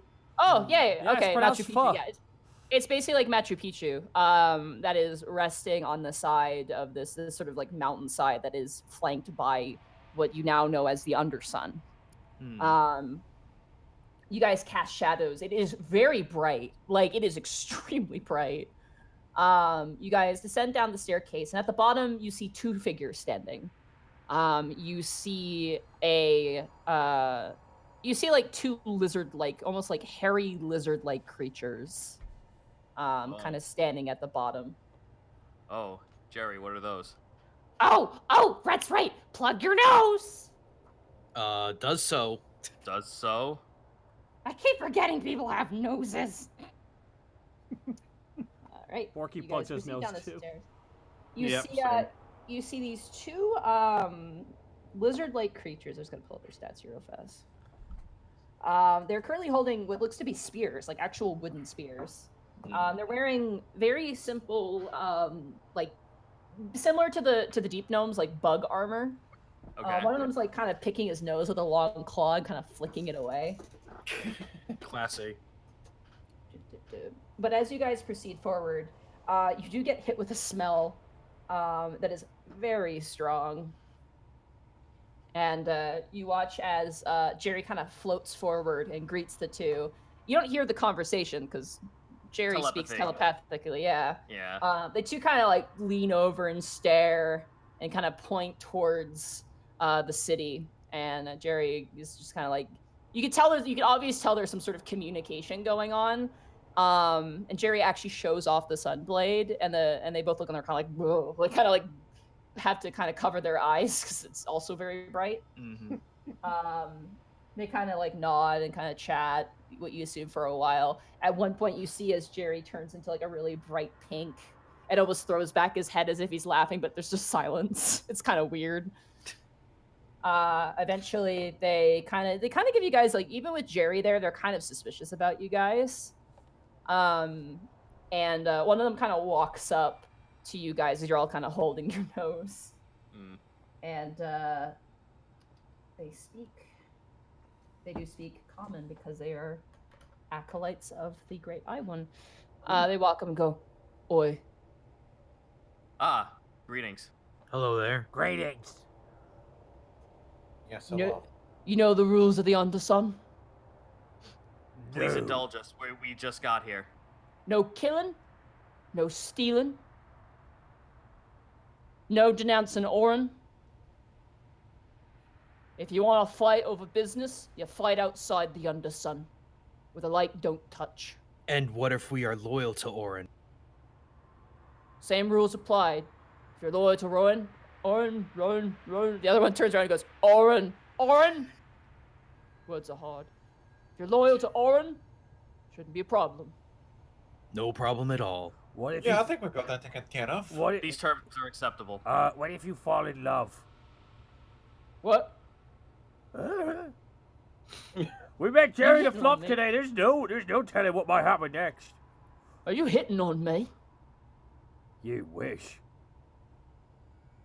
At this point, Greckles is actually going to untuck the symbol and just wear it openly. Task wants to try something. He says it draconic. Do you understand me? What was that? Task waves his hand down. It's me, brother. I can speak our language. Is he speaking in tongues or something? He points to you, Task, and looks at everyone else. I apologize. I just wanted to see if you could speak draconic. He's speaking in a tongue. I can speak in tongues. Jerry, you got weird friends. He kind of turns and looks at the flump. And Jerry just kind of takes two tendrils and kind of like wiggles them like. Oh, wait, you can almost hear it as I know, like very excitedly. Catch time. All right, any trouble, we turn you to stone. You got that? Are you the guys you're the guys who get people stoned? No, that's the Great-Eyed One. Does it to set an example. Anyone coming into the Undersun, know to follow the laws. Task kind of like bites the bottom of his lip, putting 2 and 2 together when he said that. Oh, okay. Okay. All right. Thank you very much. Task bites his lip as he's walking past. Oh, fuck. What's wrong? That was pleasant. Can I undo my nose now? Yeah, you're good. Jerry, when we were up on the surface, when we were in the gauntlet, we were attacked by these small green creatures called gazers. Yeah, those guys are pests. Does the great-eyed one bear any likeness to those creatures? I'm not allowed to talk about the great-eyed one when he's not here, remember? Very well. Let's That's just his keep rule. on going. He doesn't like them, though. Okay. He thinks they're like pests. They get in the city all the time. Is there an infestation of them? A little bit. You guys begin to follow Jerry. There's very clearly a path that is used frequently. And as you begin to proceed forward, you begin to realize the ruins are a lot bigger than you saw from on top. As you walk into the city, you see Niyogi. You see those bug-like creature kind of hanging out. You see that they're like traveling with those big gray renders. They're kind of like sleeping lazily. There aren't homes here. It looks like people occupy space by using like carpet or mats. So that mat or that carpet is their home. There's no walls really. There's a few places that have walls, but they appear to be like food stores or and not like stores to sell things, but like places to store food. Pens to keep various different insects and animals. Everyone else who appears to be a native here lives just on a carpet in a random space in this space. You see some drow soldiers, militia, exact same militia that you guys have fought, and they kind of see you and kind of narrow their eyes. And then the other one kind of kind of elbows the soldier in the side and just kind of points towards the undersun and goes, mm-mm. And then they keep walking. They kind of give you a stink eye. You see, weirdly, like Niyogi and drow conducting business. You see a couple deep gnomes, very grizzled looking deep gnomes, also doing some business as well. You see those lizard-like creatures as well, but you definitely, the moment you get close to them, there's definitely, like, everyone just holds their nose, and then as they leave, they kind of let go of their nose. Sad. And as you're walking by, Borky, you feel something grab your arm. Just like... Borky stops and turns the direction where he was grabbed from.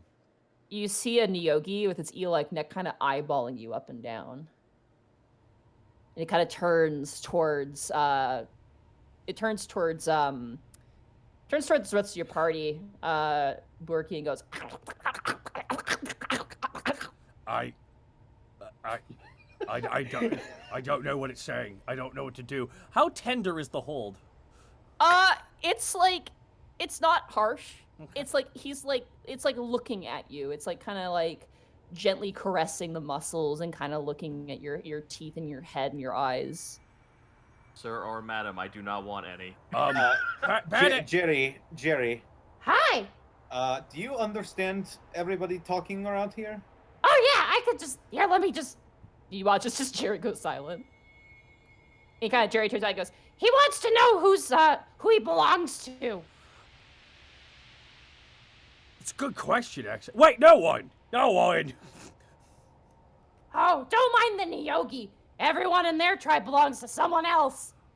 Oh, they think he's a slave. Oh, yeah. that's awkward. He wants to know if you're for sale. Depends how much you offer. You watch as Jerry turns, and the creature goes, and it pours out what looks like 3 rubies, what looks like maybe like a diamond as well, and a few other precious gemstones. Borky puts his hands up, shaking his head. It kind of hisses at you and then grabs its gemstones and kind of scuttles away. Nope. 6 rubies, that's what I'm worth. Borky keeps walking. And 2 diamonds. At least task. Okay. Pat- keep getting forgotten over here. Hey, you've been quiet ever since we made up with Mr. Flump Jerry. He asked me a question. I know, but he usually talks True. more. Well, now that we've seen this place, Panic, you have any insight or any clue as to what she might be doing down here?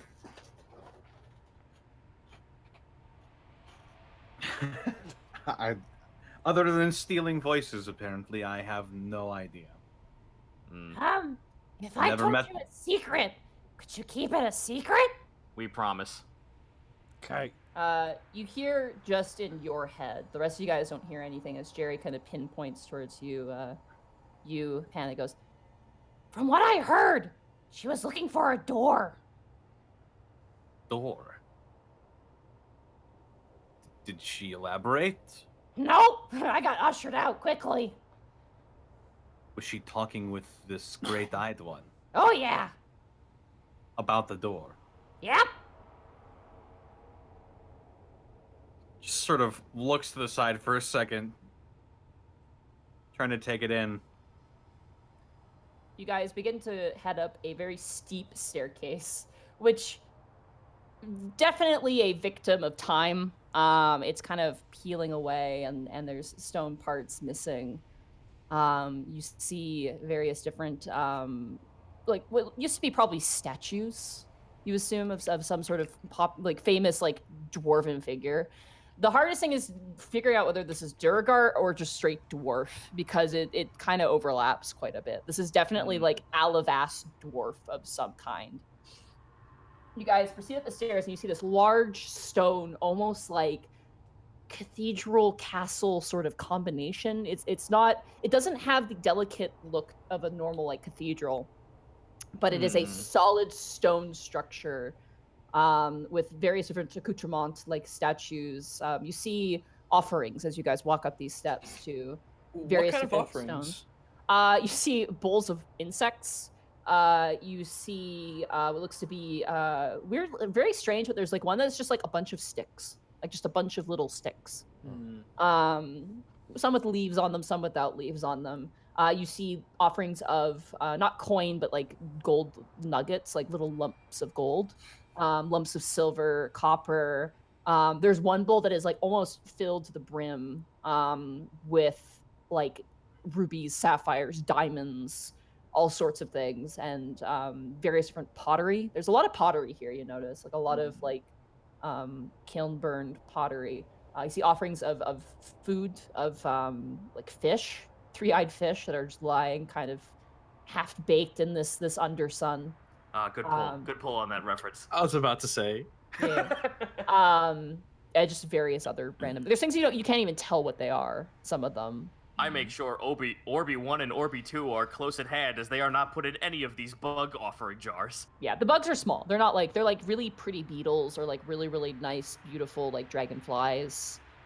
They don't appear to be like insect, like edible insects. Do you mind if I fluff how these guys have been getting around with me? Like, Sure, yeah, absolutely. I'm gonna have like one is like horizontally like on like his spine, so like just above the base of his tail, and the other one is like just behind the back of his neck, so it's almost like it almost looks like a weird continuation of the plate mail on his armor.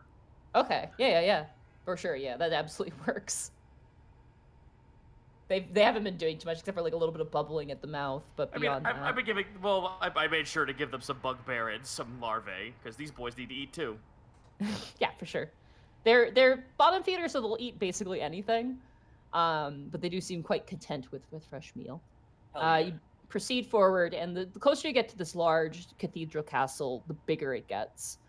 Eventually, you reach the front doors, which are wood.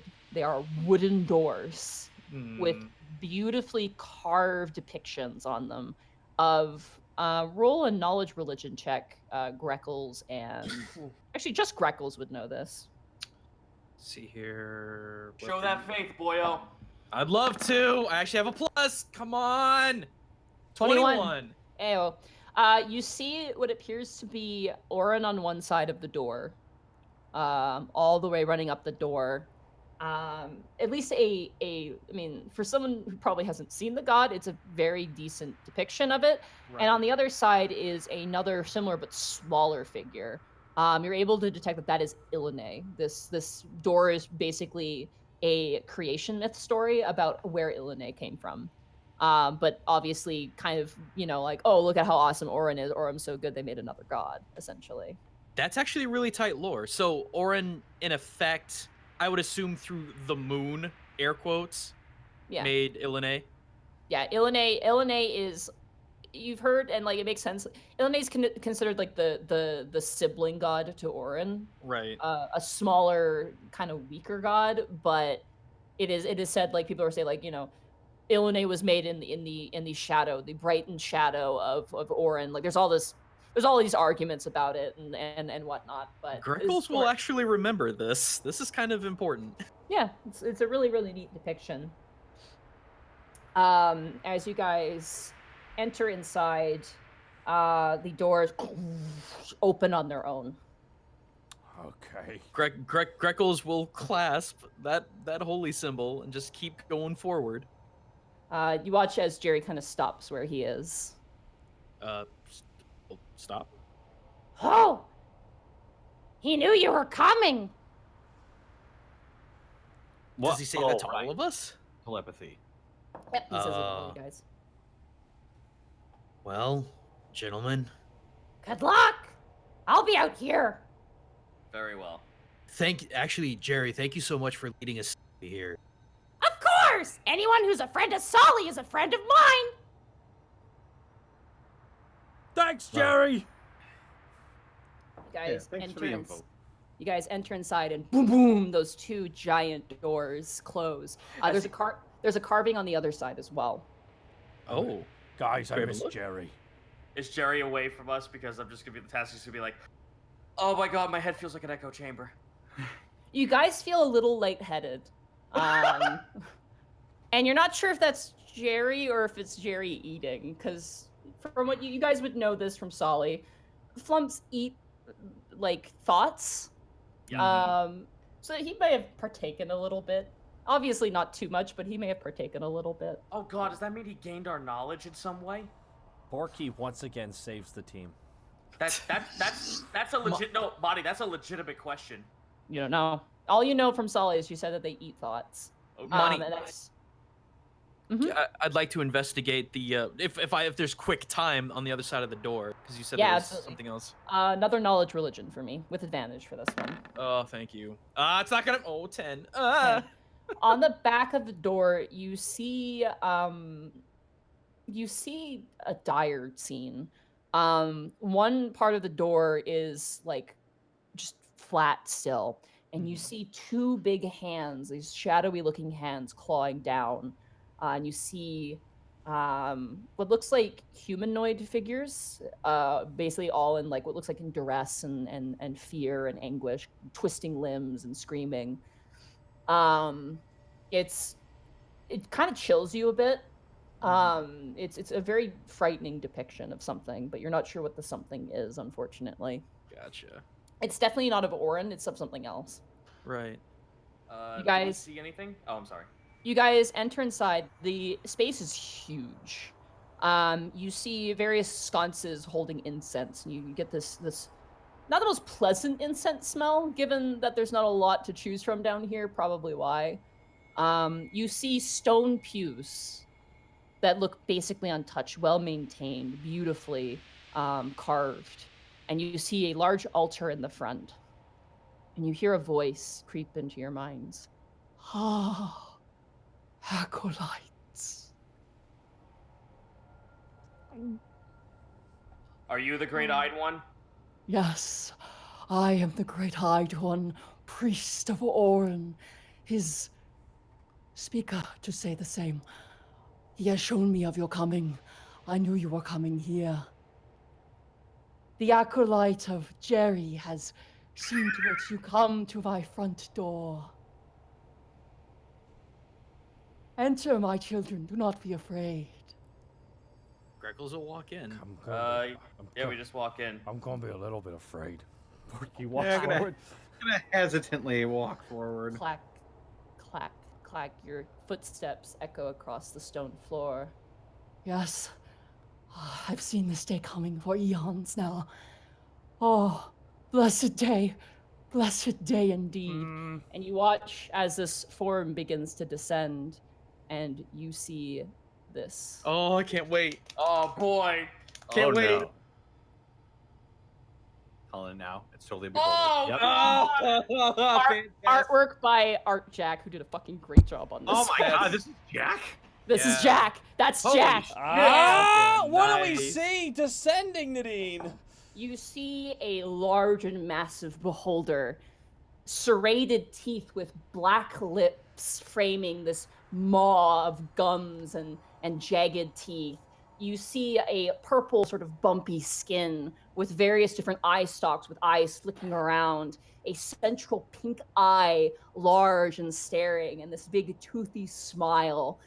It looks ecstatic to see you at the moment. And kind of curled in the clutch of one of its eye stalks, you see a swaying satchel, and inside you can see what looks to be a large tomb of some kind.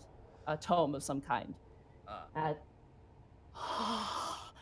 Yes, he kind of comes forward floating really close to you guys, like uncomfortably close. He's definitely giving off some magic, isn't he? Oh yeah, he is. Okay, so how big is he? He's bigger than you, Borky. He's like maybe, let me just double check here. He's about the size of... I believe beholders are huge, I think. I don't think they're huge. I think they're medium. They're either large or they're medium. They're not actually too big. Let me just look it up super fast here. If anything, they're large. I think that's the Death Gazer, the Lich one. That's the largest one. He is large. Yeah, he is large. He's a large boy, so about the size of an He's a- elephant? Yeah, about the size of an elephant. And he is just like a large eye. Oh, where are my manners? Jerry, please enter, my great acolyte. And you watch as Jerry floop, floop, floop enters in from a different door, not the front door. Hello! Hi! Oh, yes. You watch as the eye stalks kind of come and caress your faces gently. It's great to meet you. The great-eyed one? Yeah. Oh, no. I know why you're here. Solar has sent you here. It's true, isn't it? Yes. The great angel of watching has brought you down to this beautiful and holy place to see me. Oh, how my heart and hands grow sweaty from your presence. Well, may Orin's light be with you, great-eyed one. And may the Undersun guide you as well. Where are my manners? Please allow me to introduce myself. I am a priest of Orin. My name is Bob. All right, I'll take it. Well, Bob the Beholder. Borky just walks away. He just can't handle this, man. It's too much. No! Crackles the crab. I'm joking. Poor back. Ask, like, you know I what? can't believe I'm Fuck writing it. Bob into named characters, Nadine. I swear to God. Bob the Cat- Beholder. Can he ray it? Yes, Taz- you can. Fucking, fucking shaking, holds his hand up because he's like Oh, not sure. yes. Apologies. You must be. Of course, you're from the surface. Of course. Yes. Hello, Bob. I am. You may have known me as a surface name. Yes, of course. Robin, perhaps. Robbie, Robert. Robbie! Oh, Roberto! Human name, yes, Bob. I believe. It's works. Roberto! Why are you saying a human name? Of course I'm human. we all start laughing. What? Everyone roll an intelligence check real fast for me. 19. 17. 18. Damn. You guys. 10. You guys hear the name Robin, and you're like, where have we heard that name before? And like, everyone collectively has the light bulb moment of, oh, that journal in that temple. that was the name on the journal. Oh. Wait, the temple we came into before we fell down here? Yeah. You guys went through a journal? Mm-hmm. Uh-huh. Oh my god. Well, it's nice to meet you. I guess we'd be kind. Only in kind shall we give our name. Yes, please, names. Ascribe. And you watch as he smacks two of his eye stalks together, and the eyes kind of blink and close, like, ugh.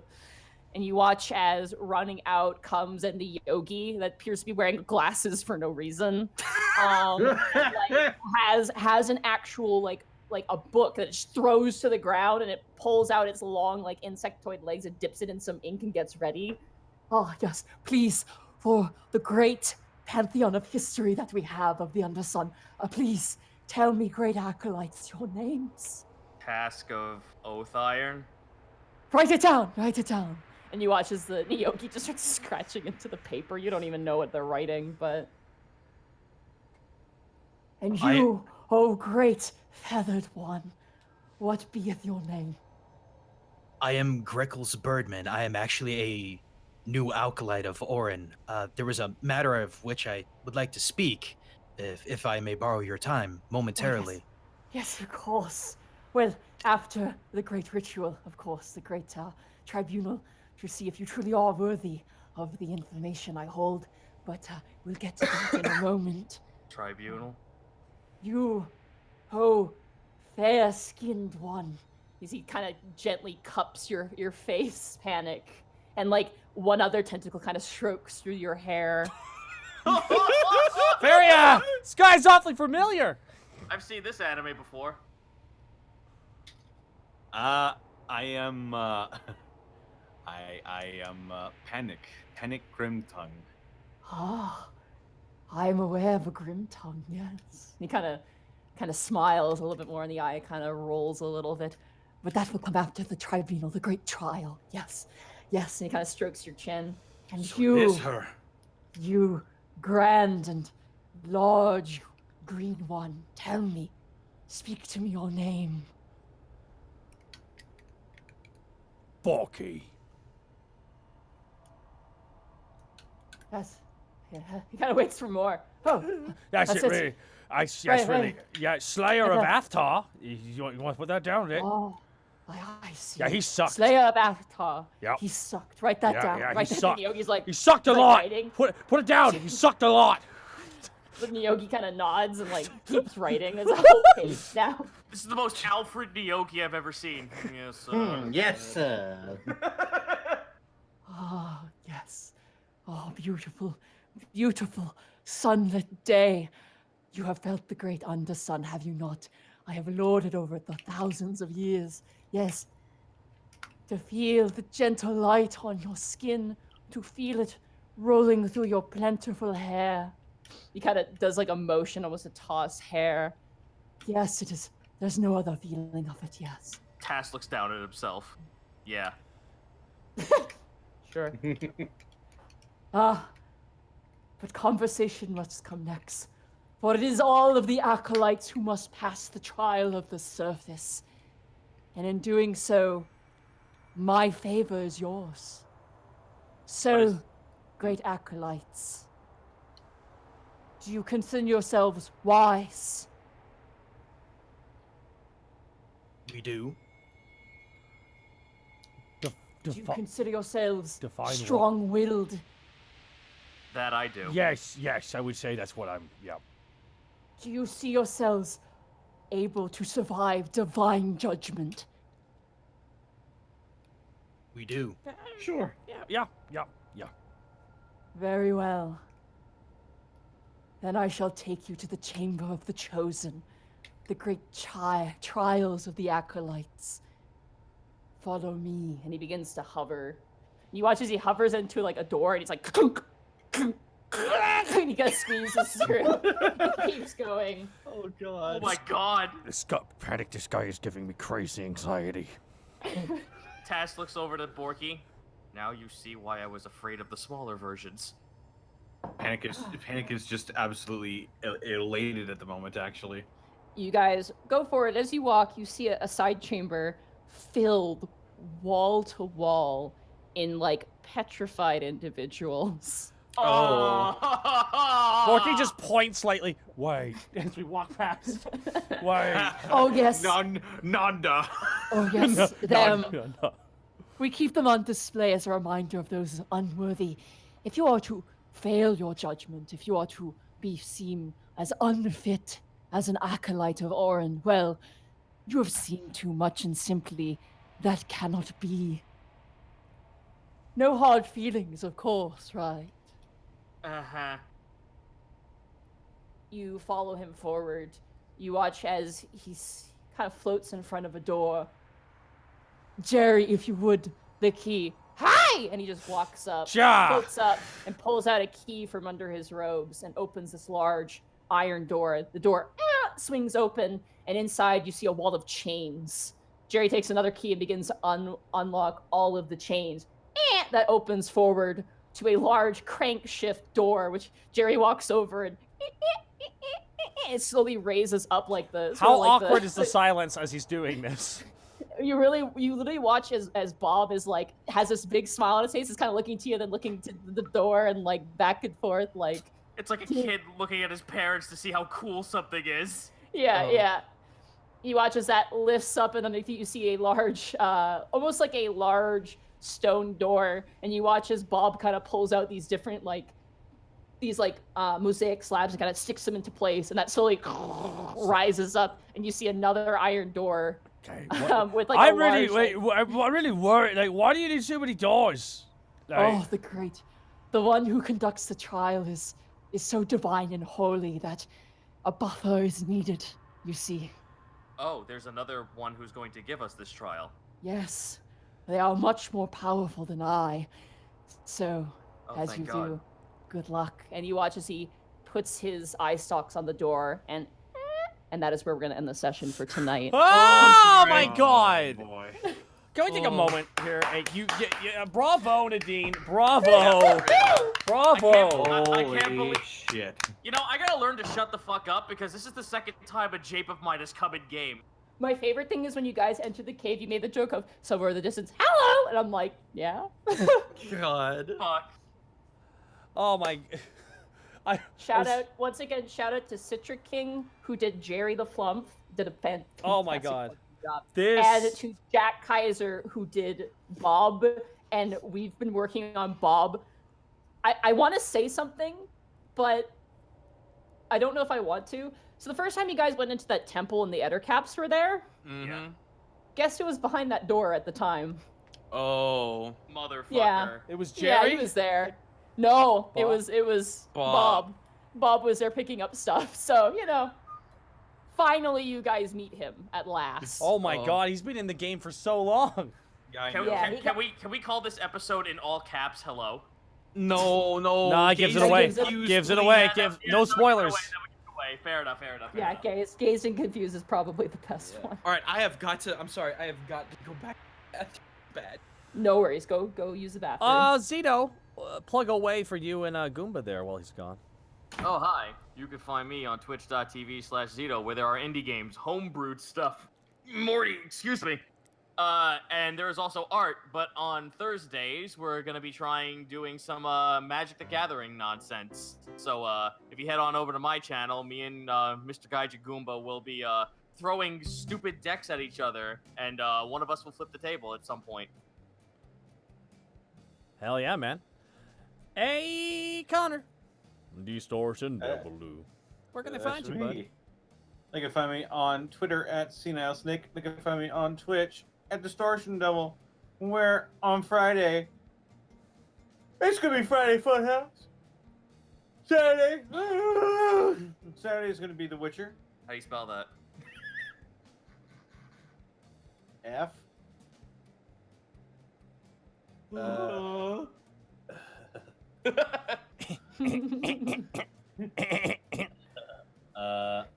I didn't pass that class.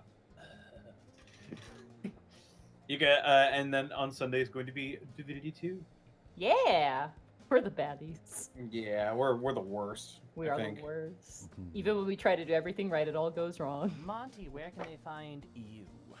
You can find me in my thrashed voice tomorrow. Well, actually, you can find me at Montyglue on Twitter. You can find me at twitch.tv/Montyglue on Twitch. Tomorrow at 5 p.m. Pacific Standard Time is going to be the Skies of Arcadia. We're on part 3. We just got to Ixataka. Which is great. Thank you. Yeah. Oh, so good. And on Sunday, you can find me with Divinity 2 Original Sin as Ristelia, and we fucked up, but it's fine. I'm sure it'll be fine. So yeah. Also, I'm gonna point this out now. While we're still live. On the Discord now, I take Q&A questions every week. I pick ones I want to answer. We usually leave it open for a couple days. 1 question per person. So if you guys are interested in asking any questions about kind of the game and like what goes on when making it, obviously spoiler free.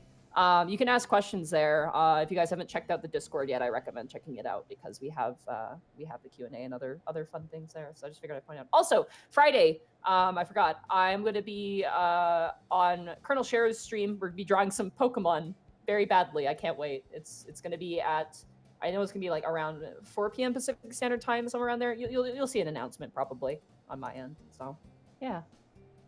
I'm so happy about this episode, by the way. I have a big smile on my face. Oh, yeah. I wasn't sure if we were going to get to Bob. I'm not sure if we're going to get to Bob. And then we got to Bob, and I'm like, yeah. I thought I totally fucked over your encounter with the gazer when I told everyone to just dodge it. No, it was great. Like, that was, the gazers, honestly, I didn't expect to be as funny as they were. That was fucking hilarious. That was really funny. That was really funny. Like, Newt's out for Nadine's throat. Oh my god. Oh, yeah. No wonder you're like, I'm gonna need tea. I'm like, what, is Scrabble show up? Zito, I love it where you're just like, oh god, it's you and not me. I'm like, you did this to me, Zito. You made this a thing. Oh, I know. That's why I'm just like, everyone, like, Boo Radley showed me a picture of what is quote-unquote punished Jerry. And he told me, this is your fault. You should feel regret. I'm like, nah. I think I'm good. Nah, it's good. I honestly, like, it's just like Scarbles. It's the exact same thing. Maybe a little harder, but it's fine. Oh my goodness. But guys, you can find me here. Tomorrow we have MNW. Got a crazy announcement on the show. Should be fun. We will continue on with the Hat arc. Oh. That's it, just the Hat arc. We had the Clown arc, the Inquisition arc, now the Hat arc. We're deep in it. Now, I got a lot of people to thank here, guys. I thank Probonagayari. I can't wait to find out if Bob is a legitimate human turned beholder or just more insane than a normal beholder. 1,000 bits from Probonagayari. Oh, and Goomba, are you back? No. Oh, he's on. How is he doing? He's doing this from the bathroom. He's plugging himself in the chat from the bathroom. Wow. Oh wow. my god! Thinking of you guys! The madman. Gamma Leo with 500 bits. Oh my, such a wonderful day today has been. Happy birthday, Taka. And Jerry is back with Bob the Beholder. Wow! Ice Smooth, thank you for the 300 bits. Avion fan with 1,000 bits. Okay, this Beholder is terrifying because he's nice. Yeah. You are so happy about this. Oh, I am so happy. I love Bob. Are you kidding me? I love him. I just imagine him looking back and forth from the door he opens, back and forth. From, did you know that wide shot of him just looking at us, looking at the door, and just raising his eyebrow a couple times? Avion fan, thank you for the 1,000 bits. Burnout Vaughn, thank you for the bits. Blackfoot Ferret with the elite bits. 1,337 bits buys Bob and Jerry a pint. Blackfoot Ferret, thank you so much for the lead bits. They need to get a pint. Zacho Duo with 500 bits. This Bob is reminding me of a priest from the first Outlast, and I'm scared as hell. Oh no. 500 yeah, that's definitely an inspiration for sure. Oh, good. I like Outlast actually a lot. I Script- think it's a well. Daddy, the first one. I don't know, the Daddy, second one. oh, Daddy. I can't, my brain can't. Bob, buddy, you already broke everyone once! Muscle Wizard, Vin Smoke Sanji, Muscle Wizard, Kitty 93, 321 a Gmo. Thank you all for the bits, guys. Wilder 41 with a 1,500 bits. United Clergy of Orin receives a new text message, Jerry. I lived, bitch! Wait, can you say that as Jerry, Nadine? I lived, bitch! There we go. Thank you, Wilder 41. Panda Geddon with 1,000 bits. Vulcan, I mean, Jerry lives. Stomp, stomp. Jerry lives. The hardest thing when doing Bob was whether to put him in the monster section or the NPC section of my art. I'm like, I don't know where to put him.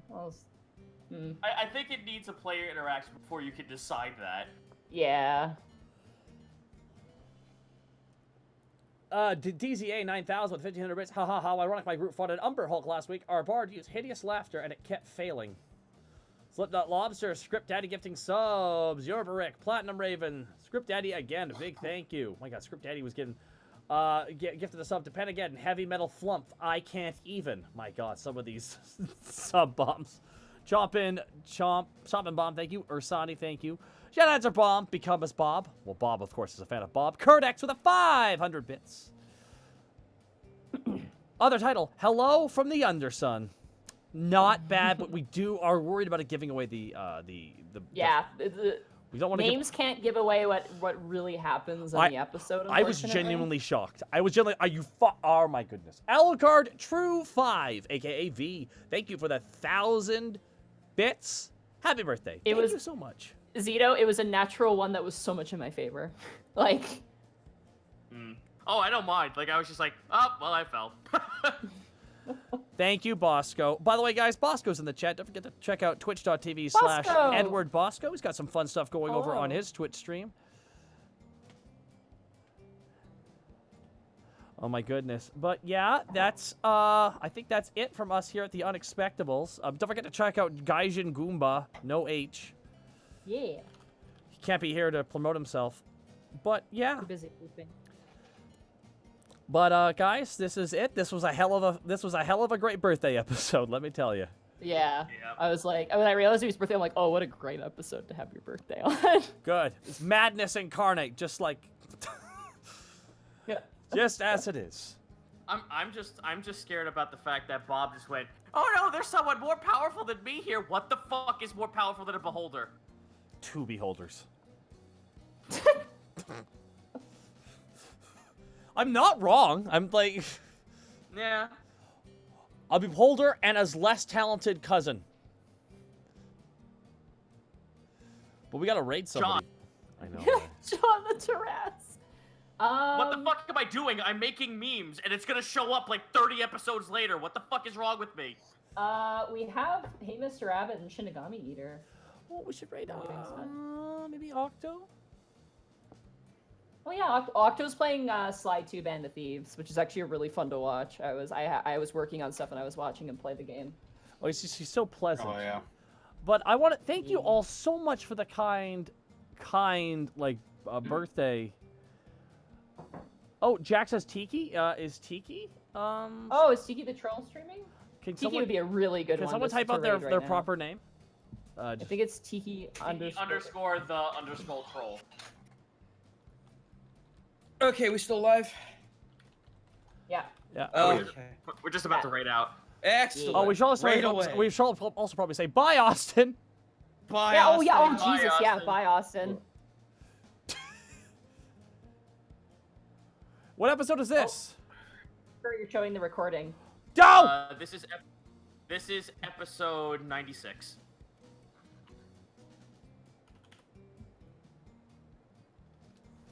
Oh. Kurt, you're showing your files on. Not anymore. Not anymore. I pulled it off. Here you go. Oh, I'm sorry, guys. That was like panged. Oh, my bladder's full from all the tea I just drank, so I'm Oh, I'll tell you what. Don't eat pizza and ramen on the same day. Oh my God. Yeah, carbolicious. Ow. That picture of Punished Jerry is now you at this point. Yeah. Yeah. Yeah. Guys, and again, So, for context too, I'm just gonna state this now. So next week we're gonna have an episode. Just so those who are staying back and are asking. Next week is the 7th. We're gonna have an episode, and then the 14th is going to be another S series one-off, and then the 21st is going to be another one-off, which is in the works currently. So Excellent. keep you guys posted on that. That's because I believe it was you guys, and you're leaving. Yeah, I'll be gone for 2 weeks. Yeah, that's right. You're gonna be gone for 2 weeks. So unfortunately, in the Underdark, you kind of need everyone to be together. sure. So yeah, we're gonna have S series on the 14th, and the 21st is gonna be a one-shot of some nature. I have some ideas. I have 2 ideas that I want to do, so we'll see if I can get people to do that. I want to thank everybody so much, and a big personal thank you to Probate again Nerd, for his. What's up? nerd. He's a nerd. Sorry. Oh yeah, a little bit, but like. But thank you so much, Probate, for the 100,000 bits, dude. God damn. I still a little bit disbelief about that.